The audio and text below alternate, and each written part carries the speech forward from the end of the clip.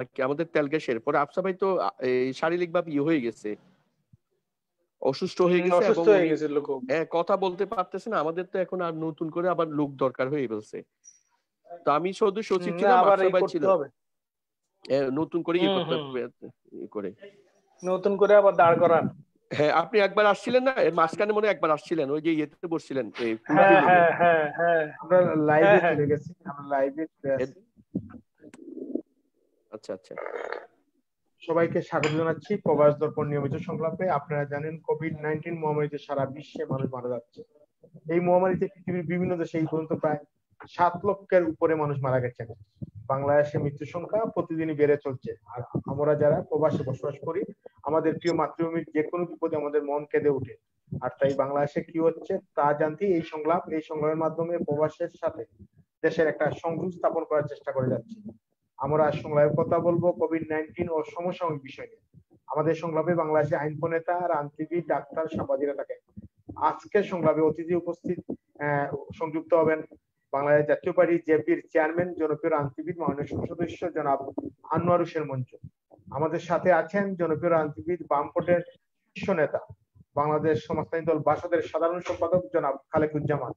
আমাদের সাথে আছেন জনপ্রিয় আইনজীবী, সাবেক সাংসদ, বঙ্গবন্ধু পাঠচক্রের সভাপতি জনাব নবী নওয়াজ। আমাদের সাথে আছেন যুক্ত হবেন জনপ্রিয় ডাক্তার, হেলথ এন্ড হুপের সম্মানিত চেয়ারম্যান, বিশিষ্ট চিকিৎসক ডাক্তার লেলিন চৌধুরী। আমাদের সাথে আছেন দৈনিক কালের কণ্ঠের সিনিয়র রিপোর্টার নিখিল ভদ্র, আছেন প্রবাস দর্পণ কক্সবাজার প্রতিনিধি সাংবাদিক কলিমুল্লাহ। সবাইকে স্বাগত জানিয়ে শুরু করছি আজকের সংলাপের শুরুতে আমি যাব সাংবাদিক নিখিল ভদ্রের কাছে আজকের কোভিড-19 ও সমস্যার বিষয়ে আপডেট জানতে।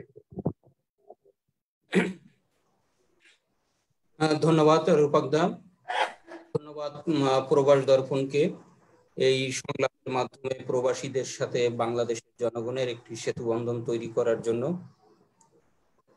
প্রবাস দর্পণ নিয়মিত এই সংলাপের আয়োজন করে, আর আমরা প্রতিদিনই বাংলাদেশের সর্বশেষ করোনা পরিস্থিতিটি তুলে ধরি। আমাদের স্বাস্থ্য অধিদপ্তরের দেওয়া তথ্যগুলো আমরা দেশের জনগণের সামনে তুলে ধরি। যদি আমরা এ পর্যন্ত দেখি তাহলে আমাদের বাংলাদেশে করোনা পরিস্থিতির সংক্রমণ নিম্নগামী এটি বলা যেতে পারে কয়েকদিনের রিপোর্ট অনুযায়ী। গত 24 ঘন্টায় আমরা দেখেছি 27 জনের মৃত্যু হয়েছে এবং স্বাস্থ্য অধিদপ্তরের দেওয়া তথ্য অনুযায়ী এ পর্যন্ত মৃতের সংখ্যা 3333 জন। যদিও বিভিন্ন বেসরকারি সংস্থার হিসাব অনুযায়ী এই সংখ্যা অনেক বেশি হবে। আর স্বাস্থ্য অধিদপ্তরের দেওয়া তথ্য অনুযায়ী এ পর্যন্ত বাংলাদেশে করোনা শনাক্ত 2.5 লাখ ছাড়িয়েছে। আর 24 ঘন্টায় করোনা শনাক্ত করা গেছে 2851 জন। যদিও এই স্বাস্থ্য অধিদপ্তরের প্রতিদিনের এই বুলেটিন নিয়ে বিভিন্ন দেশি বিদেশি সংস্থার নানা ধরনের পর্যবেক্ষণ রয়েছে এবং তাদের পর্যবেক্ষণ অনুযায়ী বাংলাদেশে করোনা আক্রান্তের সংখ্যা এর কয়েক গুণ বেশি হবে। এই করোনা পরিস্থিতির কারণে বাংলাদেশের জনজীবনে নানা ধরনের সংকট তৈরি হয়েছে, আর এই সংকট বাড়িয়ে দিয়েছে একের পর এক প্রাকৃতিক দুর্যোগ। আমরা দেখেছি করোনা পরিস্থিতির মধ্যে দেশের দক্ষিণ পশ্চিম অঞ্চল ঘূর্ণিঝড় আম্পান বয়ে গেছে। এরপর আমরা দেখেছি দেশের উত্তর অঞ্চল দিয়ে বন্যা শুরু হয়েছে এবং যে বন্যায় 31টি জেলা প্লাবিত হয়েছে। সার্বিক অর্থে বন্যার প্রকোপ কমের দিকে গেলেও আমাদের রাজধানী ঢাকার নিম্ন অঞ্চল নতুন করে প্লাবিত হতে শুরু করেছে, যা আমাদের সার্বিক জনজীবনের সংকটকে বাড়িয়ে দিয়েছে। এমনি একটি পরিস্থিতিতে আমরা যদি দেখি, এই সময়কালে করোনার পরিস্থিতির কারণে দেশের মূল আলোচনার কেন্দ্রবিন্দু করোনা এবং করোনা বাণিজ্য নিয়ে, এবং এই সময়কালে করোনাকে কেন্দ্র করে নানা ধরনের লুটপাট দুর্নীতির ঘটনা আলোচনায় থাকলেও সব আলোচনা ছাপিয়ে এখন মানুষের মুখে মুখে একটি আলোচনা, সেটি হচ্ছে মেজর সিনহা হত্যাকাণ্ড। পুলিশের হাতে সাবেক এই সেনা কর্মকর্তার মৃত্যুকে ঘিরে এখন দেশের সার্বিক পর্যালোচনা, মানুষের দৃষ্টি সেদিকেই। এবং আমরা দেখেছি আজও স্বরাষ্ট্রমন্ত্রী খুব জোরের সাথে বলেছেন যে সিনা হত্যাকাণ্ডের সাথে জড়িত কেউই ছাড় পাবে না। এক্ষেত্রে যদি সেই কক্সবাজারের পুলিশ সুপার জড়িত থাকেন তাকেও আইনের মুখোমুখি করা হবে। ইতিমধ্যেই এই মামলায় থানার ভারপ্রাপ্ত কর্মকর্তা এবং সংশ্লিষ্ট পুলিশ অফিসারদের বিরুদ্ধে মামলা হয়েছে, তারা গ্রেপ্তার হয়েছেন, তাদেরকে রিমান্ডে নেওয়া হয়েছে। র্যাব ইতিমধ্যেই এই মামলার তদন্ত কাজ শুরু করেছে এবং আমাদের সরকারি দলের সাধারণ সম্পাদক ওবায়দুল কাদের মাননীয় মন্ত্রী তিনি আবারও বলেছেন সরকার এই সিনা হত্যাকাণ্ডের বিচারের বিষয়ে আন্তরিক। তবে বরাবরের মতো দেশি বিদেশি বিভিন্ন সংস্থা এই ক্রস ফায়ার বা বন্দুক যুদ্ধের নামে যে মানুষ হত্যা এইটার বিরোধিতা করে আসছে এবং আমাদের অন্যতম বিরোধী দল বিএনপির পক্ষ থেকে এই হত্যাকাণ্ডের কঠোর সমালোচনা করা হয়েছে। তো এই সার্বিক নিয়ে আমাদের বিজ্ঞ আলোচকবৃন্দ এখানে আছেন, প্যানেল আলোচকরা বিস্তারিতভাবে আলোচনা করবেন। তবে আমি আমার কথার শেষ পর্যায়ে শোক এবং শ্রদ্ধা জানাতে চাই। আজকে মর্মান্তিক সড়ক দুর্ঘটনায় নিহত হয়েছেন আমাদের একজন পর্বত আরোহী নাহার রত্না। তার মৃত্যু খুবই মর্মান্তিক এবং একের পর এক দুর্ঘটনা আমরা দেখেছি যে সড়ক দুর্ঘটনায় মানুষের প্রাণহানির ঘটনা ঘটছে। আমরা চাই তার আত্মার শান্তি এবং একইভাবে আগামীতে সড়ক দুর্ঘটনা রোধে সরকারের কার্যকর উদ্যোগ। সকলকে ধন্যবাদ। ধন্যবাদ ধন্যবাদ জানাচ্ছি আপনাকে। আবার আসবো আপনার কাছে। আমি একটু যাবো আমাদের কক্সবাজারে। আপনি জানেন যে যেটা বললেন কালেকন্ড সিনিয়র নিখিল ভদ্র, বাংলাদেশে এখন সব জায়গায় বিশেষ করে সাবেক মেজর সিনা হত্যা নিয়ে আলোচ্য বিষয়। আমরা যাব কক্সবাজার, আমাদের কক্সবাজার প্রতিনিধির কাছে। আমরা জানি গতকালকে যে মেজর সিনহার হত্যাকারী ওসি এবং তাদের যে পুলিশ বাহিনীর সদস্য গ্রেপ্তার করা হয়েছে। আমাদের সাংবাদিক কলিমুল্লাহ উনি আমাদেরকে আপডেট দিয়েছিলেন গতকালকে, এবং আজকে জানবো যে কি অবস্থা এবং কক্সবাজারের মানুষ, এবং আমরা জানি এসপি কেউ নিয়ে আমরা অনেক গুঞ্জন শুনতে পাচ্ছি ওনাকে গ্রেপ্তার হতে পারে। এই ব্যাপারে আপডেট জানতে যাচ্ছি আমাদের কলিমুল্লাহর কাছে। ধন্যবাদ আমাদের রূপক ভাই এবং প্রবাস দর্পণের দর্শকদের। আমরা গতকালকে দেখেছি যে ওই সিনহার যে মামলা ছিল, ওসি প্রদীপকে গ্রেপ্তার করা হয়েছে চট্টগ্রাম থেকে, তাকে কক্সবাজার কোর্টে নিয়ে আসা হয়েছিল। গতকালকে 9 জনের বিরুদ্ধে মামলা হলেও এখানে 7 জনকে গ্রেপ্তার দেখানো হয়েছে, 2 জন পলাতক রয়েছে এবং আদালতে এখানে 7 জনকে রিমান্ডে নেওয়া হয়েছে। গতকালকে 4 জনকে জেল হাজতে এবং 3 জনকে রিমান্ড দেওয়া হয়েছিল। সেটি র্যাবের আবেদনের প্রেক্ষিতে 7 জনকে ইয়েতে নেওয়া হয়েছে, 7 জনকে রিমান্ডে নেওয়া হয়েছে। এবং দেখেন এই মামলার জন্য কক্সবাজার মানুষ একটি প্রতিক্রিয়া, তাদের প্রতিক্রিয়া ছিল এতদিন যে ওসি প্রদীপ নেতৃত্বে 161 জন মানুষকে হত্যা করা হয়েছে এবং আমাদের সবচেয়ে এমনকি আমাদের মেজর সিনহার চেয়ে আমাদের যে চাঞ্চল্য ঘটনা ছিল আকরামকে হত্যা করা হয়েছিল, যে সেখানে তার মেয়ের যে তার সাথে কথা বলা এবং সে যে বলছিল বাবা তুমি কাঁদছো কেন, যেটিকে নিয়ে সারা দেশের মানুষ যে আবেগ তৈরি হয়েছিল, তার হত্যার বা এখনো কোনো বিচার সুষ্ঠুভাবে তদন্ত হয় নাই। তো মানুষ মনে করছে মেজর সিনহা হয়তো মেজর বা মেজর তার যে উপাধিটি রয়েছেন এবং আর্মির পার্সন বলে সেটি হয়েছে, কিন্তু সাধারণ মানুষ মনে করছে যে শুধু মেজর সিনহা মারা গেছে এরকম না, এরকম অনেক নিরীহ মানুষ মারা গিয়েছে, তাদের জন্য একটি তদন্ত কমিটি গঠন করা হোক। কারণ প্রত্যেকটা মৃত্যুই কিন্তু মর্মান্তিক এবং নিরপরাধ কোনো মানুষকে হত্যাই মর্মান্তিক এবং দেশের মানুষ চাই ক্রস ফায়ার বন্ধ হোক। তাছাড়া আপনি জানেন কক্সবাজারের টেকনাফে যে কোনো ওসি আসার জন্য লক্ষ লক্ষ টাকা খরচ করেন এবং তাদের টেকনাফে আসা একমাত্র উদ্দেশ্য হচ্ছে সেখানে ইয়াবা পাই। সেখানে ধরেন 10,000 ইয়াবা ধরলে সেখানে মিডিয়াতে দেখানো হয় 5,000 আর 3,000 টাকা অবৈধভাবে 3,000 ইয়াবা অবৈধভাবে বিক্রি করেছে। এভাবে একটি সম্পদের পাহাড় গড়ে তোলা হচ্ছে। এই যে একটা সংস্কৃতি যে প্রশাসনের লোকজন এখানে জড়িয়ে পড়ছে, বিডিপি জড়িয়ে পড়ছে এবং পুলিশ জড়িয়ে পড়ছে, র্যাব সবাই এখানে একটু জনগণের পাশাপাশি প্রশাসন অনেক কর্মকর্তা এখানে মাদকে জড়িয়ে পড়ছে। আপনারা জানেন কয়েকজন পুলিশ গ্রেপ্তার করা হয়েছে। একজন এসপি কক্সবাজার এর আগে যে এসপি ছিল উনিও মাদক একটি বিশাল চালানের সাথে উনি জড়িত থাকার কারণ তাকে কক্সবাজার থেকে প্রত্যাহার করা হয়েছে। এভাবে দেখা যায় এই যে ইয়াবার যে বাণিজ্য সেটি নিয়ে কক্সবাজার মানুষের বক্তব্য হচ্ছে শুধু মানুষকে ক্রসফায়ার দিয়ে মানুষ হত্যা করে কখনো ইয়াবা ব্যবসা হবে না। মূলত 120 কিলোমিটার হচ্ছে মায়ানমার আর বাংলাদেশের সীমান্ত, 120 মাইলের এই সীমান্ত যদি নিরাপত্তা জোরদার করা হয় এবং কাঁটাতারে বেড়া দেওয়া হয় এবং বিশেষ করে আমাদের বিজিবি যে টহল দেওয়া হচ্ছে সেটিকে আরো যদি বাড়ানো যায়, তাহলে সীমান্ত যদি মাদক প্রবেশ করা না হয়, তাহলে যে অনাকাঙ্ক্ষিত এই যে ক্রসফায়ার ঘটনা ঘটছে সেটি বন্ধ হবে। পাশাপাশি আপনি জানেন কক্সবাজারে দীর্ঘদিন থেকে মেরিন ড্রাইভ ছিল বাংলাদেশের এবং কি পৃথিবীর অন্যতম সবচেয়ে সুন্দর জায়গা। একদিকে পাহাড়, সাগর, ঝর্ণা সব মিলে এবং যে সাগর এবং যে পাহাড়ের যে নৈসর্গিক দৃশ্য যেটি মানুষকে আলোচিত করে, মানুষের হৃদয়কে আলোড়ন করে, সেই মেরিন ড্রাইভে একের পর এক হত্যাকাণ্ড ঘটিয়ে চলেছে এবং প্রত্যেকটা হত্যাকাণ্ড ঘটিয়ে চলেছে আমরা বিভিন্ন বাহিনীর নামে, কখনো র্যাব, কখনো বিজিবি এবং কখনো পুলিশ, তারা কোনো না কোনো ভাবে মানুষকে ক্রসফায়ার নামে হত্যা করছে। এতে করে কক্সবাজারের মানুষ খুব আতঙ্কের মধ্যে রয়েছে, পর্যটকরা খুব আতঙ্কের মধ্যে রয়েছে।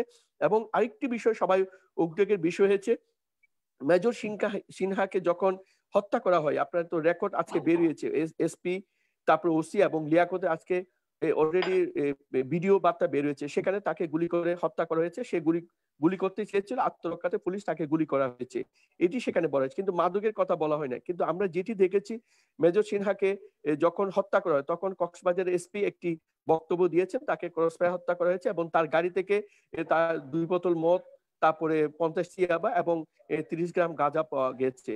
এবং সবচেয়ে মানুষ আশ্চর্য হয়েছে এবং এইরকম নিরীহ মানুষকে অস্ত্র দিয়ে কখনো কখনো ইয়াবা দেয়, আবার কখনো গাঁজা দিয়ে হয়। কিন্তু মানুষ সবচেয়ে আশ্চর্যজনক বিষয়, একটা মানুষের তো একসাথে গাঁজা, ইয়াবা বা মদ থাকতে পারে না। এটি যে একটা সাজানো নাটক করা হয়েছে সেটি সবাই বুঝতে পেরেছে। কারণ আপনি জানেন যারা মদ পান করে তারা কখনো ইয়াবা খায় না, আবার যারা ইয়াবা খায় বা মদ খায় তারা কখনো কখনো গাঁজা খায় না। এই যে একেবারে 3টি মাদক দ্রব্য যে একটি মানুষকে দেয়া হয়েছে, দিয়ে যে একটা নাটক সাজানো, সেটি আরো বেশি স্পষ্ট হয়েছে এবং এই বক্তব্যটি আসলে এসপি সাহেবের কাছ থেকে। ফলে এখন যে সাবেক সেনা কর্মকর্তারা যেটি দাবি করছে কক্সবাজার এসপি কে প্রত্যাহার করার জন্য, এবং সাধারণ মানুষও মনে করছে ওনাকেও প্রত্যাহার করা হোক, যেহেতু সর্বোচ্চ পর্যায় থেকে এটি জানাজানি হয়ে গেছে, তারা এটি চাইলে এই ধরনের ঘটনা এড়িয়ে চলতে পারতো। আর এই কক্সবাজারের মানুষ একটা জিনিস স্পষ্ট ভাবে, সারা দেশের মানুষ একটা কথা বলছে, একটি মানুষকে তাকে ধরতে হতে পারে, তার ইয়া বা মদ যা থাকুক তাকে তো ধরে গ্রেপ্তার করে আইনের কাছে তারা সুবুদ্ধ করতে পারতো, কিন্তু তাকে স্পোদে যে হত্যা করতে হবে সেটিকে কেউ মেনে নিতে পারছে না। আর একটি কথা আমরা যারা এখানে, একটি কথা আপনাকে বলে রাখি, কক্সবাজার যারা সুশীল সমাজ, বিশেষ করে ছাত্র নেতাদের সাথে আজকে খুব কথা বলেছি, তারা একটি কথা আমাদের প্রশ্ন তুলেছেন যে মেজর সিনহা সে কি আর্মি বলে তার বিচার হচ্ছে, কিন্তু আমাদের তনু হত্যার বিচার আমরা কেন পাচ্ছি না? এই যে তনু হত্যার বিচারটা কিন্তু সামনে চলে আসছে, মেজররা যে আজকে এই সিনহার বিচার দাবি করছে, আমরা জনগণ আমরাও দাবি করছি তনু হত্যার বিচার হোক। এবং পাশাপাশি কক্সবাজার টেকনাফের লোকজন আরেকটি দাবি করছে, এক মিনিট, পাশাপাশি এই যে একরাম হত্যার বিচারও মানুষ দাবি করছে, একরাম হত্যা যাতে বিচার দ্রুত হয়। ধন্যবাদ। আমরা আজকে শুনবো আমাদের আওয়ামী লীগের সিনিয়র নেতা নবীন ভাই আছেন, আমরা শুনবো বিশেষ করে একরাম যুবলীগের সভাপতি ছিলেন, ওনার হত্যার ব্যাপারে আমরা কিছু কথা শুনবো। আমি এখন যাব আমরা জানি ডাক্তার লেলিন চৌধুরী, আমরা বাংলাদেশের বিশিষ্ট ডাক্তার লেলিন ভাইয়ের কাছে যাবো। লেলিন ভাই, আমরা কোভিড-19 নিয়ে আমরা আজকে আলোচনা করছি বাংলাদেশের সমসাময়িক বিষয় নিয়ে আলোচনা করছি। আমরা দেখতে পাচ্ছি যে বাংলাদেশে কোভিড-19 এর যে মৃত্যু সংখ্যাটা সম্ভবত একটু কমে আসতেছে, আক্রান্ত সংখ্যা কিন্তু সেভাবে কমছে না। এই ব্যাপারে আপনি ডাক্তার হিসেবে কি বলবেন? একটু আনমিউট করতে হবে কাইন্ডলি লেলিন ভাই।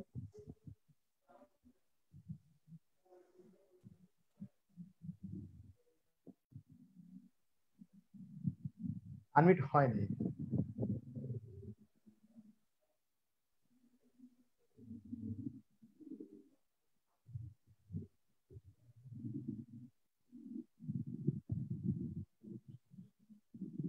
একটু টাচ করতে হবে লেলিন ভাই, স্ক্রিনে হচ্ছে না।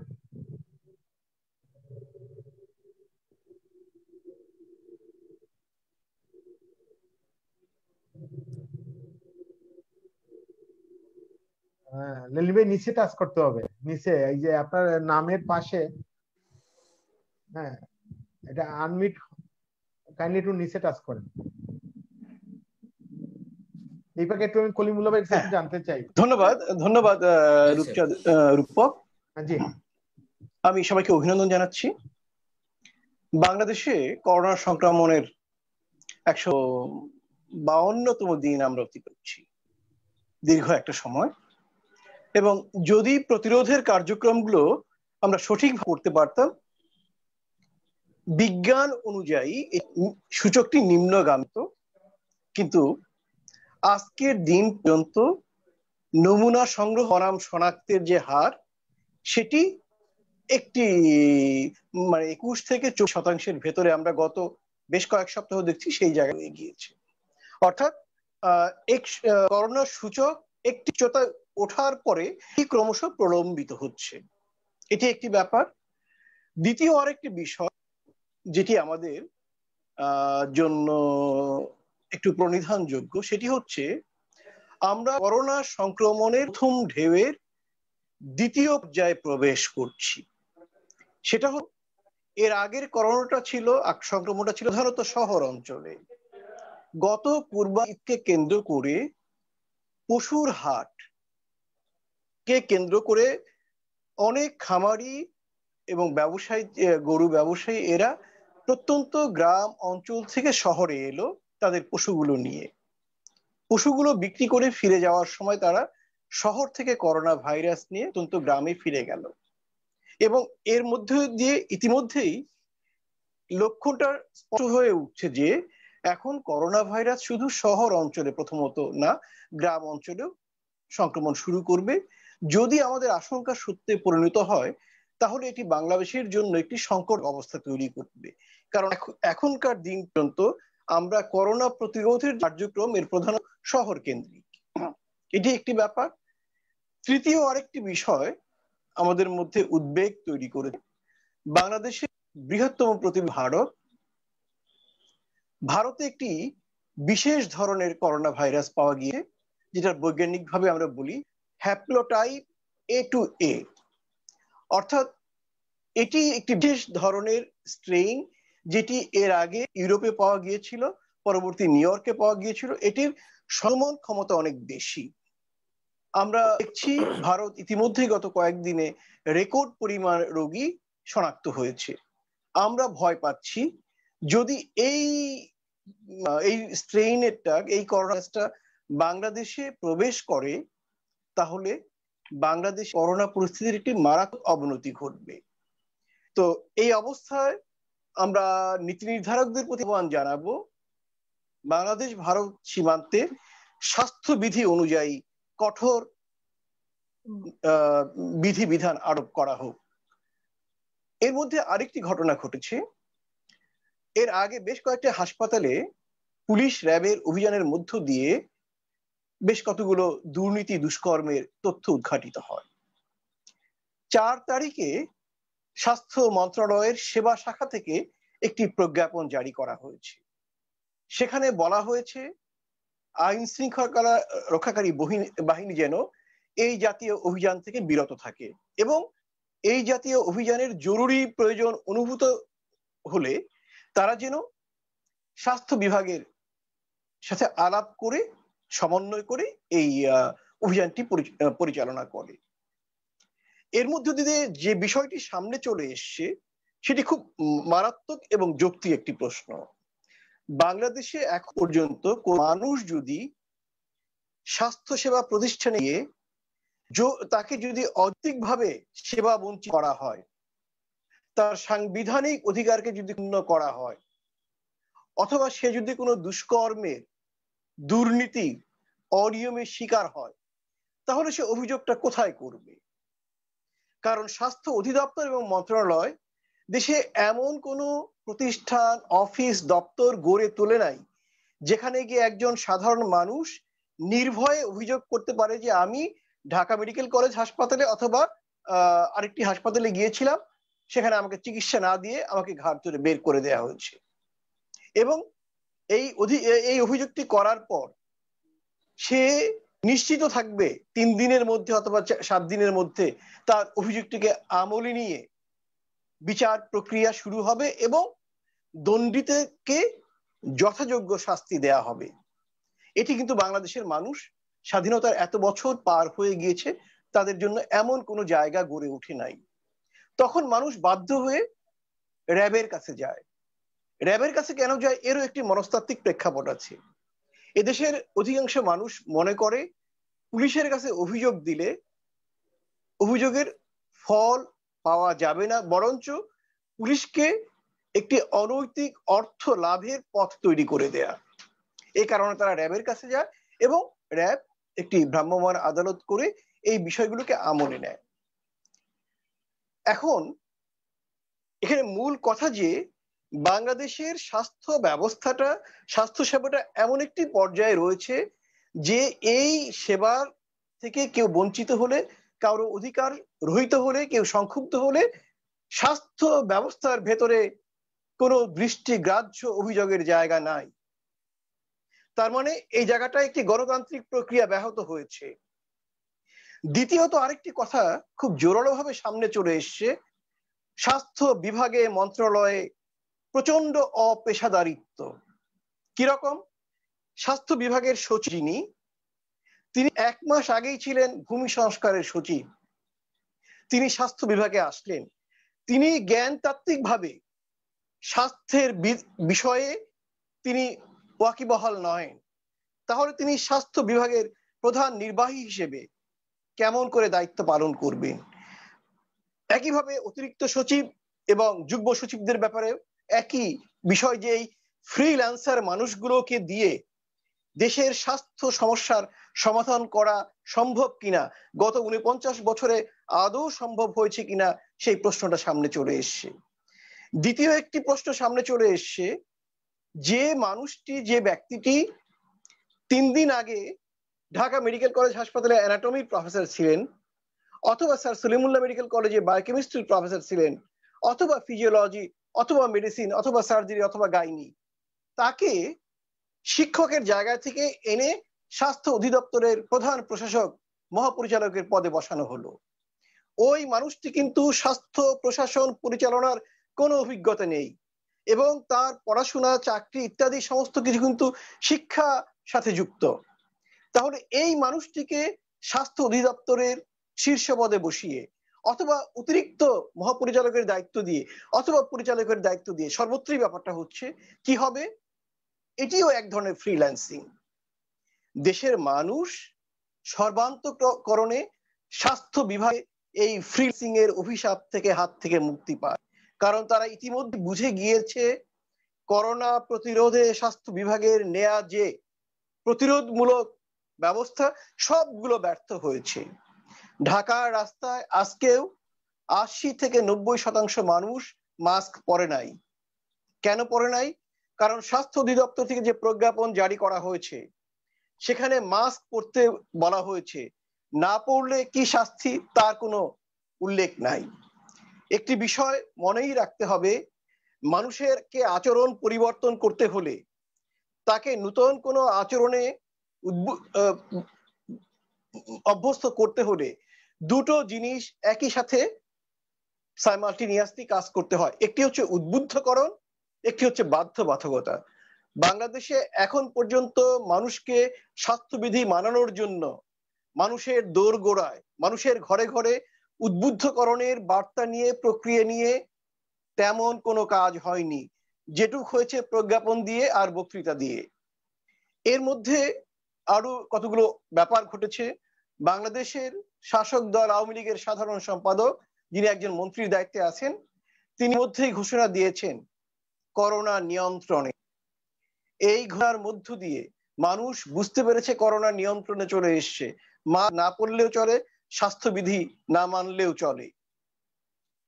আরেকটি ব্যাপার, যেহেতু মানুষকে উদ্বুদ্ধ করা হচ্ছে না, স্বাস্থ্যবিধি মানতে বাধ্যবাধকতা করা হচ্ছে না, একই সাথে বাংলাদেশ সরকারি অফিসগুলোতে সবাইকে অফিস করতে হবে। বাংলাদেশের সরকারি অফিসগুলিতে কর্মচারীদের, কর্মকর্তাদের বসার অবস্থানটি স্বাস্থ্যসম্মত কিনা এই বিবেচনায় না এনে, সেই ব্যবস্থা না করেই অফিস সবার হাজিরা বাধ্যতামূলক করা হলো। তার মানে বাংলাদেশের সমস্ত বেসরকারি জায়গাগুলোও কিন্তু এই ব্যাপারটি চলে আসবে। এসবের মধ্য দিয়ে মানুষ যে বার্তাটি পাচ্ছে সেটি হচ্ছে করোনা প্রতিরোধে সরকারি যে উদ্যোগগুলো সেগুলো এখন অক্রিয় অথবা অর্ধ সক্রিয়। ইতিমধ্যেই টেস্ট ব্যবস্থার উপরে মানুষ আস্থা হারিয়ে ফেলেছে। আমরা দেখেছি অত্যন্ত দায়িত্বশীল খুব গুরুত্বপূর্ণ ব্যক্তি শাহজাহান খান পর্যন্ত স্বাস্থ্য অধিদপ্তরে গিয়ে তার মেয়ের টেস্টের 2টা রিপোর্ট নিয়ে অভিযোগ করেছে। এবং আজকে দেখলাম পত্রিকায় আমাদের একজন মাননীয় সংসদ এবং যিনি মন্ত্রীও দায়িত্ব পালন করেছেন রমেশ বাবু শীল, তিনি বলেছেন তার সন্দেহ হচ্ছে তার পরীক্ষা ঠিক কিনা। তার মানে নেতৃস্থানীয় মানুষ থেকে শুরু করে সাধারণ মানুষ টেস্ট ব্যবস্থার উপরে আস্থাহীনতা হারিয়ে ফেলছে। লোকজন সরকারি স্বাস্থ্য ব্যবস্থার দিকে মুখ ফিরিয়ে নিচ্ছে। অন্যদিকে আমরা দেখতে পাচ্ছি হাসপাতালগুলোতে আগে যে জাতীয় উপসর্গ নিয়ে রোগী ভর্তি হতো, এখন তার চেয়ে বহুগুণ জটিল এবং মারাত্মক করোনা উপসর্গ নিয়ে মানুষ ভর্তি হচ্ছে। এরকম একটি অবস্থায় করোনা পরিস্থিতিটা বিদ্যমান রয়েছে। এবং আমরা দেখছি মৃত্যুর হার আজকে কমেছে এমন না, আজকে 27, কিন্তু এর আগে যা ছিল সেইটা হিসেব করলে কিন্তু আমরা বলতেই পারি যে কমেছে এমন কিছু না, এটি কিছুটা তারতম্য। কিন্তু সবকিছু মিলে আমরা এটা অনুভব করতে পারি যে করোনা পরিস্থিতি নিয়ে আমরা একটা অনিশ্চিত পথের দিকে যাত্রা করি, যে পথটি নিয়তির হাতে সমর্পণ করা হয়েছে এবং সেই পথ কি ঘটবে সেই আশঙ্কায় আমাদের বুক দুরু দুরু কাঁপছে। তারপরেও বলবো এখনো যে সময়টা আছে এটাকে কাজে লাগানোর জন্য নির্ধারকরা আবার একটু ঘোরাক, মানুষকে সাথে নিয়ে মানুষকে মোবিলাইজ করে মানুষকে উদ্ধ করে তারা আবার করোনা বিরুদ্ধে কাজে ঝাঁপিয়ে পড়ুক না। কিন্তু দ্বিতীয় পর্যায়ে তারপরে দ্বিতীয় ধাক্কা বাংলাদেশের অর্থনীতির জন্য কিন্তু সেলিম ভাই আবার আসবো আপনার কাছে অশুভ সংকট। পরবর্তী পর্যায়ে আপনার কি করা উচিত সরকারের, আপনার কাছে প্রস্তাবগুলো নিব। আমি তো যেতে চাই আমাদের মাননীয় সাবেক সংসদ সদস্য এবং বঙ্গবন্ধু পাঠচক্রের সম্মানিত সভাপতি, আওয়ামী লীগের সিনিয়র নেতা জনাব নবী নওয়াজ ভাইয়ের কাছে। নবী নওয়াজ ভাই যে কথাগুলো বললেন আমাদের ডাক্তার লেলিন চৌধুরী, যে সরকার কোভিড-19 নিয়ে মানে সক্রিয়, এবং যেটা বললেন যে আপনার আরেকটা বিষয় হচ্ছে যে অনেকেই প্রশ্ন করতেছেন যে যুবলীগের সভাপতি একরাম হত্যার বিচার কিন্তু এখনো হয়নি। আমাদের কলিমুল্লাহ যেটা আমাদের জানালেন যে মানুষের মধ্যে এই প্রশ্নটা দেখা দিয়েছে। আপনি আওয়ামী লীগের সিনিয়র নেতা হিসাবে কি বলবেন? একটু আনমিট করতে হবে, কাইন্ডলি একটু আনমিট করতে হবে নবী ভাই। ঠিক আছে, এবার ঠিক আছে। জি জি জি জি, হ্যাঁ ধন্যবাদ রূপকদা। পাশাপাশি আমি ধন্যবাদ জানাই আজকের যারা উপস্থিত আছেন আমাদের এই প্রবাস দর্পণের সাথে, আমাদের বিশেষ করে সম্মানিত নেতা খালিকুজ্জামান, তারপর করিমুল্লাহ, আমাদের আছেন এখানে লেলিন চৌধুরী, লেলিন ভাই বললেন এতক্ষণ। পাশাপাশি দর্শক শ্রোতাদেরকে আমি ধন্যবাদ শুভেচ্ছা জানাই। মূলত যে কথাটি বলবো, আসলে যুবলীগের যে কথা বলেছেন, আমি বলবো যে প্রত্যেকটি হত্যাকাণ্ডের ব্যাপারেই কিন্তু আপনি জানেন তদন্ত টিম কাজ করে, সেই টিম কাজ করে একটি জায়গায় নিয়ে যে হয়তোবা তার একটা বিচারের ব্যবস্থা করবে, সেটা অপেক্ষায় আমাদের থাকতে হবে। এটি আমরা আইনের হাতে, প্রশাসনের হাতে ছেড়ে দেই, কারণ বাংলাদেশ এখন কিন্তু সেই জায়গায় নেই। আপনি দাদা, আমি বলেছি গত তারিখেও বললাম একদিন যে আসলে মাননীয় প্রধানমন্ত্রী শেখ হাসিনা যে দায়িত্বটা পালন করে যাচ্ছেন বাংলাদেশকে পরিচালনার ক্ষেত্রে, উনি একজন অভিভাবকের জায়গায় থেকে বিশেষ করে দেখেছেন যে সাহেবদের ব্যাপারটা হয়তো এতদিন আপনারা ধরতে পারেননি, বুঝতে পারেননি বা বুঝাতে পারেননি। যখন বুঝাতে পেরেছেন আপনারা সাংবাদিকরা, বিশেষ করে সচেতন মহল, তখন ঠিকই কিন্তু সাহেব কিভাবে গ্রেফতার হয়েছে, কি হয়েছে এটা জানেন। তেমনি ভাবে যারা হত্যাকারী তাদের বিষয়টি কিন্তু এভাবেই সামনে এগিয়ে আসবে। পাশাপাশি আমি যেটি বলবো যে লেলিন চৌধুরী, লেলিন ভাই যে কথা বললেন, আসলে হ্যাঁ, কিছু কিছু বিষয় যেমন ঈদ গিয়েছে, আমরা বছরে 2টি ঈদ পালন করি, সেই ঈদগুলোর ব্যাপারে আমরা সবাই জানি। যখন দেশে যাই আমরা ঢাকা থেকে, তখন কিভাবে আমাদের যাওয়া হয়, বিশেষ করে আপনি লঞ্চ ঘাটের কথা বলেন, ফেরি ঘাটের কথা বলেন, কিভাবে জমায়েত হয়। মানুষ কিন্তু করোনার ভয়ের বিষয়টি কখনো চিন্তা করে না। অনেক মানুষ আছে যারা তাদের আত্মীয় স্বজন মারা যায়, তারপরেও কিন্তু সে ভয় পায় না যে করোনা নামের কিছু আছে। আমি নিজে এবার 5-6 দিন থেকে এসেছি আমার ঝিনেদার মহেশপুর চাঁদপুরে, আমি দেখেছি আসলে চলতে যেয়ে দেখতে পারলাম যে আসলে মানুষের মধ্যে সেই সচেতনতা নাই। আসলে সচেতন করবেন কিভাবে? এটা তো বাংলাদেশ। আমি গত তারিখে বলেছি যে সরকার কিন্তু বারবার প্রচার মাধ্যমে, বিশেষ করে চ্যানেলগুলোতে বারবার প্রচার করে যাচ্ছেন, কিন্তু চ্যানেলগুলোতে প্রচার করলে কি হবে? চ্যানেলগুলো কি আমাদের সন্তানরা আমরা নিয়মিত দেখি?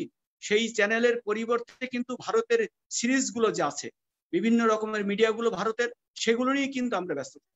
আর এই ব্যস্ততার কারণেই কিন্তু সরকারের দেওয়া যে প্রচার মাধ্যম, সেই মাধ্যমটা কিন্তু পরিপূর্ণভাবে কাজে লাগে না।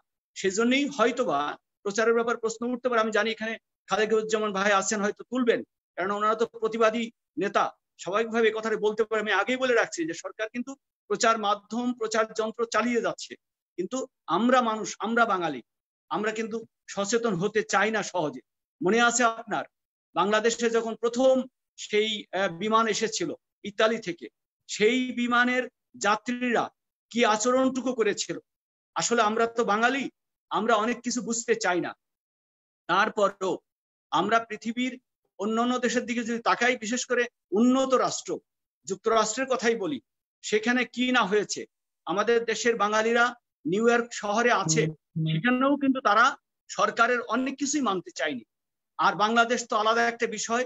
সরকারের বিশেষ করে পুলিশ প্রশাসনের কথা বলেছেন, প্রথম দিকে পুলিশকে ততটুকু না মানলেও পুলিশের অনেক কর্মকর্তা মারা গিয়েছেন।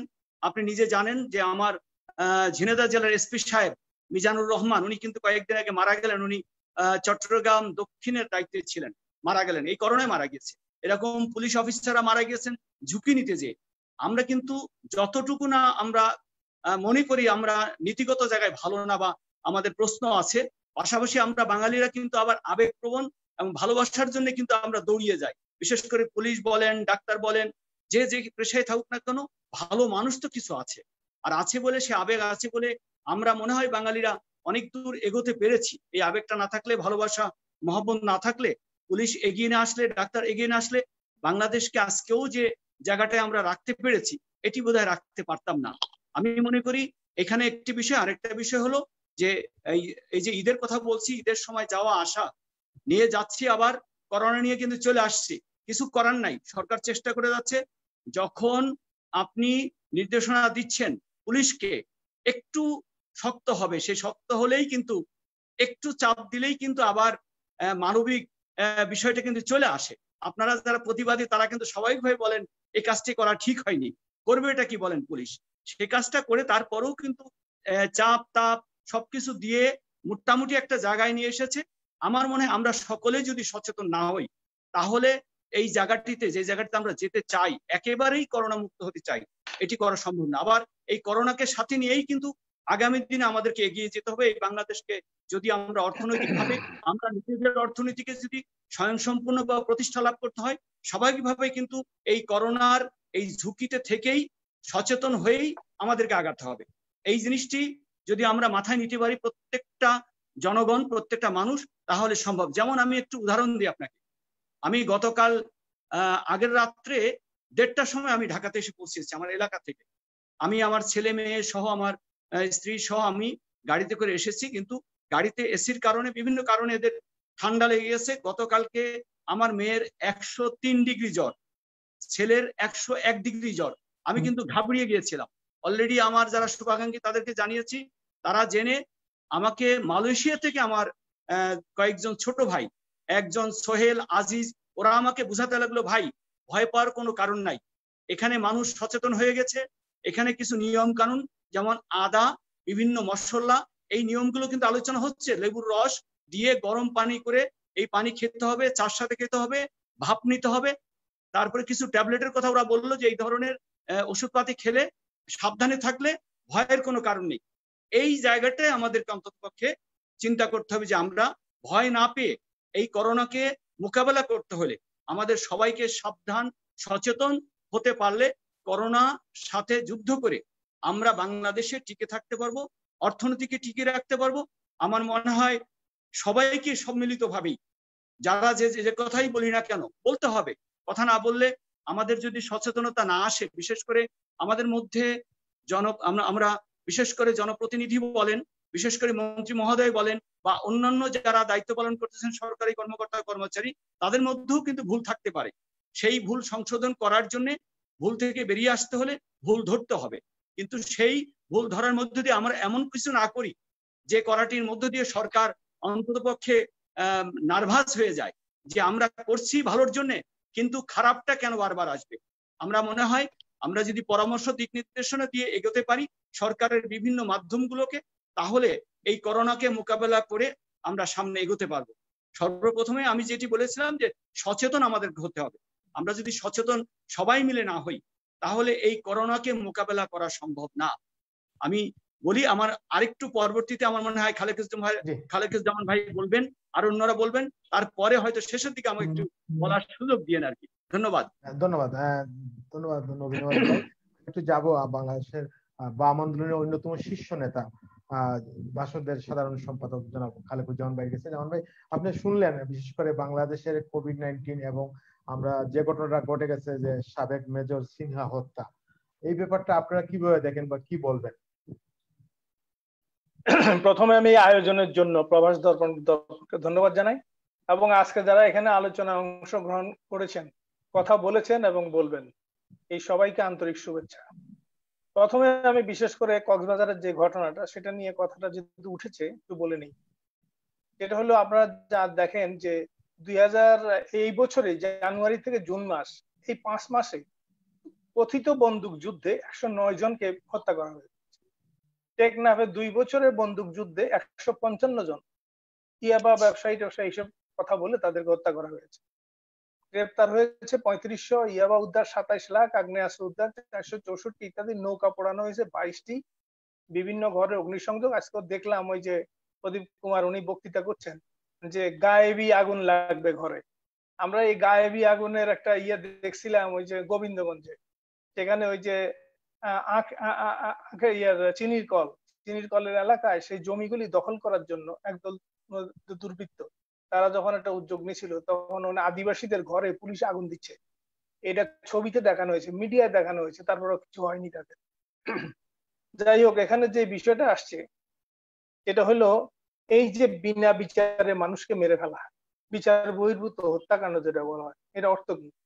এটা অর্থ হলো একটা নিকৃষ্ট ধরনের স্বৈরতান্ত্রিক শাসন ব্যবস্থা, আইনের প্রতি অশ্রদ্ধা, সংবিধানকে অবজ্ঞা করা এবং কে ভয় ভীতি দেখিয়ে ক্ষমতায় থাকা, একটা সুবিধাভোগী ফ্র্যাঙ্কেনস্টাইন তৈরি করা, আইন শৃঙ্খলা রক্ষাকারী বাহিনীকে আইন ভঙ্গকারী বাহিনীতে পরিণত করা, এরা অনেকটা লাঠিয়াল হিসেবে ব্যবহার করা। এটা না হইলে পরে কেন এই কাজটা হবে? এটা আমি একটু বলি, স্বাধীনতার পর থেকে বলবো, অত বিস্তারিত বলবো না। সেটা হলো 2004 সালে আমরা প্রথম আমরা দেখি 2004-এর জুন থেকে 17 অক্টোবর 2002 অপারেশন ক্লিন হার্ট শুরু হয়, এবং 2003 সালের 9 জানুয়ারি তখন দেখা গেলো সব হার্ট ফেল করে মরে যাচ্ছে, এবং 56 জন তারা মরে যাচ্ছে আর বলছে হার্ট ফেল করে মরে গেছে। তারপরে শুরু হইলো বন্দুক যুদ্ধ, এটা 2004 থেকে শুরু হইলো, এবং 2004 থেকে 2019 পর্যন্ত এই বন্দুক যুদ্ধের নামে 2625 জনকে হত্যা করা হয়েছে। এবং এটা আমরা জানেন যে প্রথম পিচ্চি হান্নান নামে একজনকে এইভাবে হত্যা করে দেখালো যে দুর্বৃত্ত ধ্বংস করা হচ্ছে। 2004 সালে আসানুল্লাহ মাস্টার হত্যার অন্যতম সাক্ষী সুমন আহমদ মজুমদারকে র্যাব 15 জুলাই ধরে নিয়ে গিয়ে হত্যা করে। তার বিরুদ্ধে একটা ছিনতাই মামলা হয় মৃত্যুর 15 ঘন্টা পরে। তখন আজকের প্রধানমন্ত্রী, সেই দিনের বিরোধী দলীয় নেত্রী শেখ হাসিনা বলেছিলেন যে প্রধানমন্ত্রী বেগম খালেদা জিয়া র্যাবকে মানুষ খুন করার লাইসেন্স দিয়েছে। 1 ডিসেম্বর 2004 আইনমন্ত্রী মওদুদ আহমদ সাহেব বলেছিলেন র্যাবের সঙ্গে সন্ত্রাসীদের ক্রসফায়ারে মৃত্যু হলে সেটা মানবাধিকার লঙ্ঘন হয় না। তৎকালীন স্বরাষ্ট্রমন্ত্রী লুৎফুজ্জামান বাবর বলেছিলেন র্যাব কোনো নিরীহ মানুষকে হত্যা করেনি, র্যাব প্রয়োজনে আরো কঠোর হবে, বাংলাদেশে কোনো সন্ত্রাসী থাকবে না, ইত্যাদি। আর বিস্তারিত বললাম না। এরপরে আওয়ামী লীগ যখন নির্বাচন করল 2008 সালে, তখন তার নির্বাচনী ইশতেহারে আওয়ামী লীগ ঘোষণা করলো যে দল ক্ষমতায় গেলে বিচার বহির্ভূত হত্যাকাণ্ড বন্ধ করা হবে। আর অথচ তারা ক্ষমতা আসার পরে প্রায় 2000 বিচার বহির্ভূত হত্যাকাণ্ড হয়েছে। সংসদে আমরা দেখি যেখানে আইন প্রণয়নকারী সংস্থা, যেখানে আইন তৈরি হবে, সেই সংসদে দাঁড়িয়ে আইন প্রণয়নকারীদের অনেকে উচ্চ কণ্ঠে এই ক্রস ফায়ার বিনা বিচারে হত্যার পক্ষে কথা বলে, সেটা আমরা শুনেছি। এবং শাসক দল যে এই ধরনের ব্যবস্থা বহাল রাখতে চায় তার প্রমাণ হলো 2009 সালের 17 নভেম্বর ক্রসফায়ার নিয়ে সুমোটো রুল জারি করেছিল হাইকোর্ট। 14 ডিসেম্বর শুনানির কথা ছিল এই রুলের। ওই দিন সময়ের আবেদন নিয়ে বেঞ্চে হাজির হয়ে গেলেন অ্যাটর্নি জেনারেল মাহবুব আলম সাহেব। ক্রসফায়ার বন্ধের মৌখিক নির্দেশ দিয়ে ওই সময় পর্যন্ত শুনানি মুলতবি করে হাইকোর্ট। বার্ষিক অবকাশ শেষে 2010 সালে 3রা জানুয়ারি উচ্চ আদালত খোলার পর দেখা গেল বিচারপতি FM আব্দুর রহমান ও ইমদাদুল হক আজাদের বেঞ্চ ভেঙে দেওয়া হলো। এখন পর্যন্ত ওই সুমোটো রুলের শুনানি হয়নি। বিচার বহির্ভূত হত্যাকাণ্ড নিয়ে হাইকোর্টে আরো 3টা রিট রয়েছে। রাষ্ট্রপক্ষের হস্তক্ষেপে এগুলি এগোয়নি। এখন দ্রুত বিচার আইনে তো 60 দিনের মধ্যে বিচারের সুযোগ আছে, তাহলে বিচার বহির্ভূত হত্যা কেন? সংবিধানের 27, 31, 32, 35, 3 ইত্যাদি আমি অসংখ্য ধারা বলছি। এই সমস্ত কিছু সেগুলিকে অবজ্ঞা করা, সেগুলিকে অস্বীকার করা। সংবিধান বলে যে সর্বোচ্চ আইন, সেটাকে অস্বীকার করে কিসের আইনের শাসন, কিসের গণতন্ত্র, কিসের মানবাধিকার? এই কথা কোনো জবাব নাই। এটা আপনারা জানেন যে এই যে পুলিশ কর্মকর্তা এত এই যে বিচার যাকে এখন এক মিলিটারি ইয়াকে মেরে ফেললো, উনি কিন্তু পদক পেয়েছিলেন। এই পদক পেয়েছিলেন এই কারণে যে এই যে ক্রস ফায়ার উনি কৃতিত্ব দেখিয়েছেন, সেই জন্য তাকে পদক দেওয়া হয়েছিল। এখন এটা শুধু তা না, শাসন ক্ষমতা যদি এদের হাতে থাকে, মানে ওই যে বলে দেশের রাজা পুলিশ আর মাছের রাজা ইলিশ, এখন ক্ষমতা জনগণের কে বাদ দিয়ে যদি এই ধরনের শক্তির উপর নির্ভর করে ক্ষমতায় থাকতে চায়, তাহলে তাদের তো কিছু উপঢৌকন দিতেই হবে।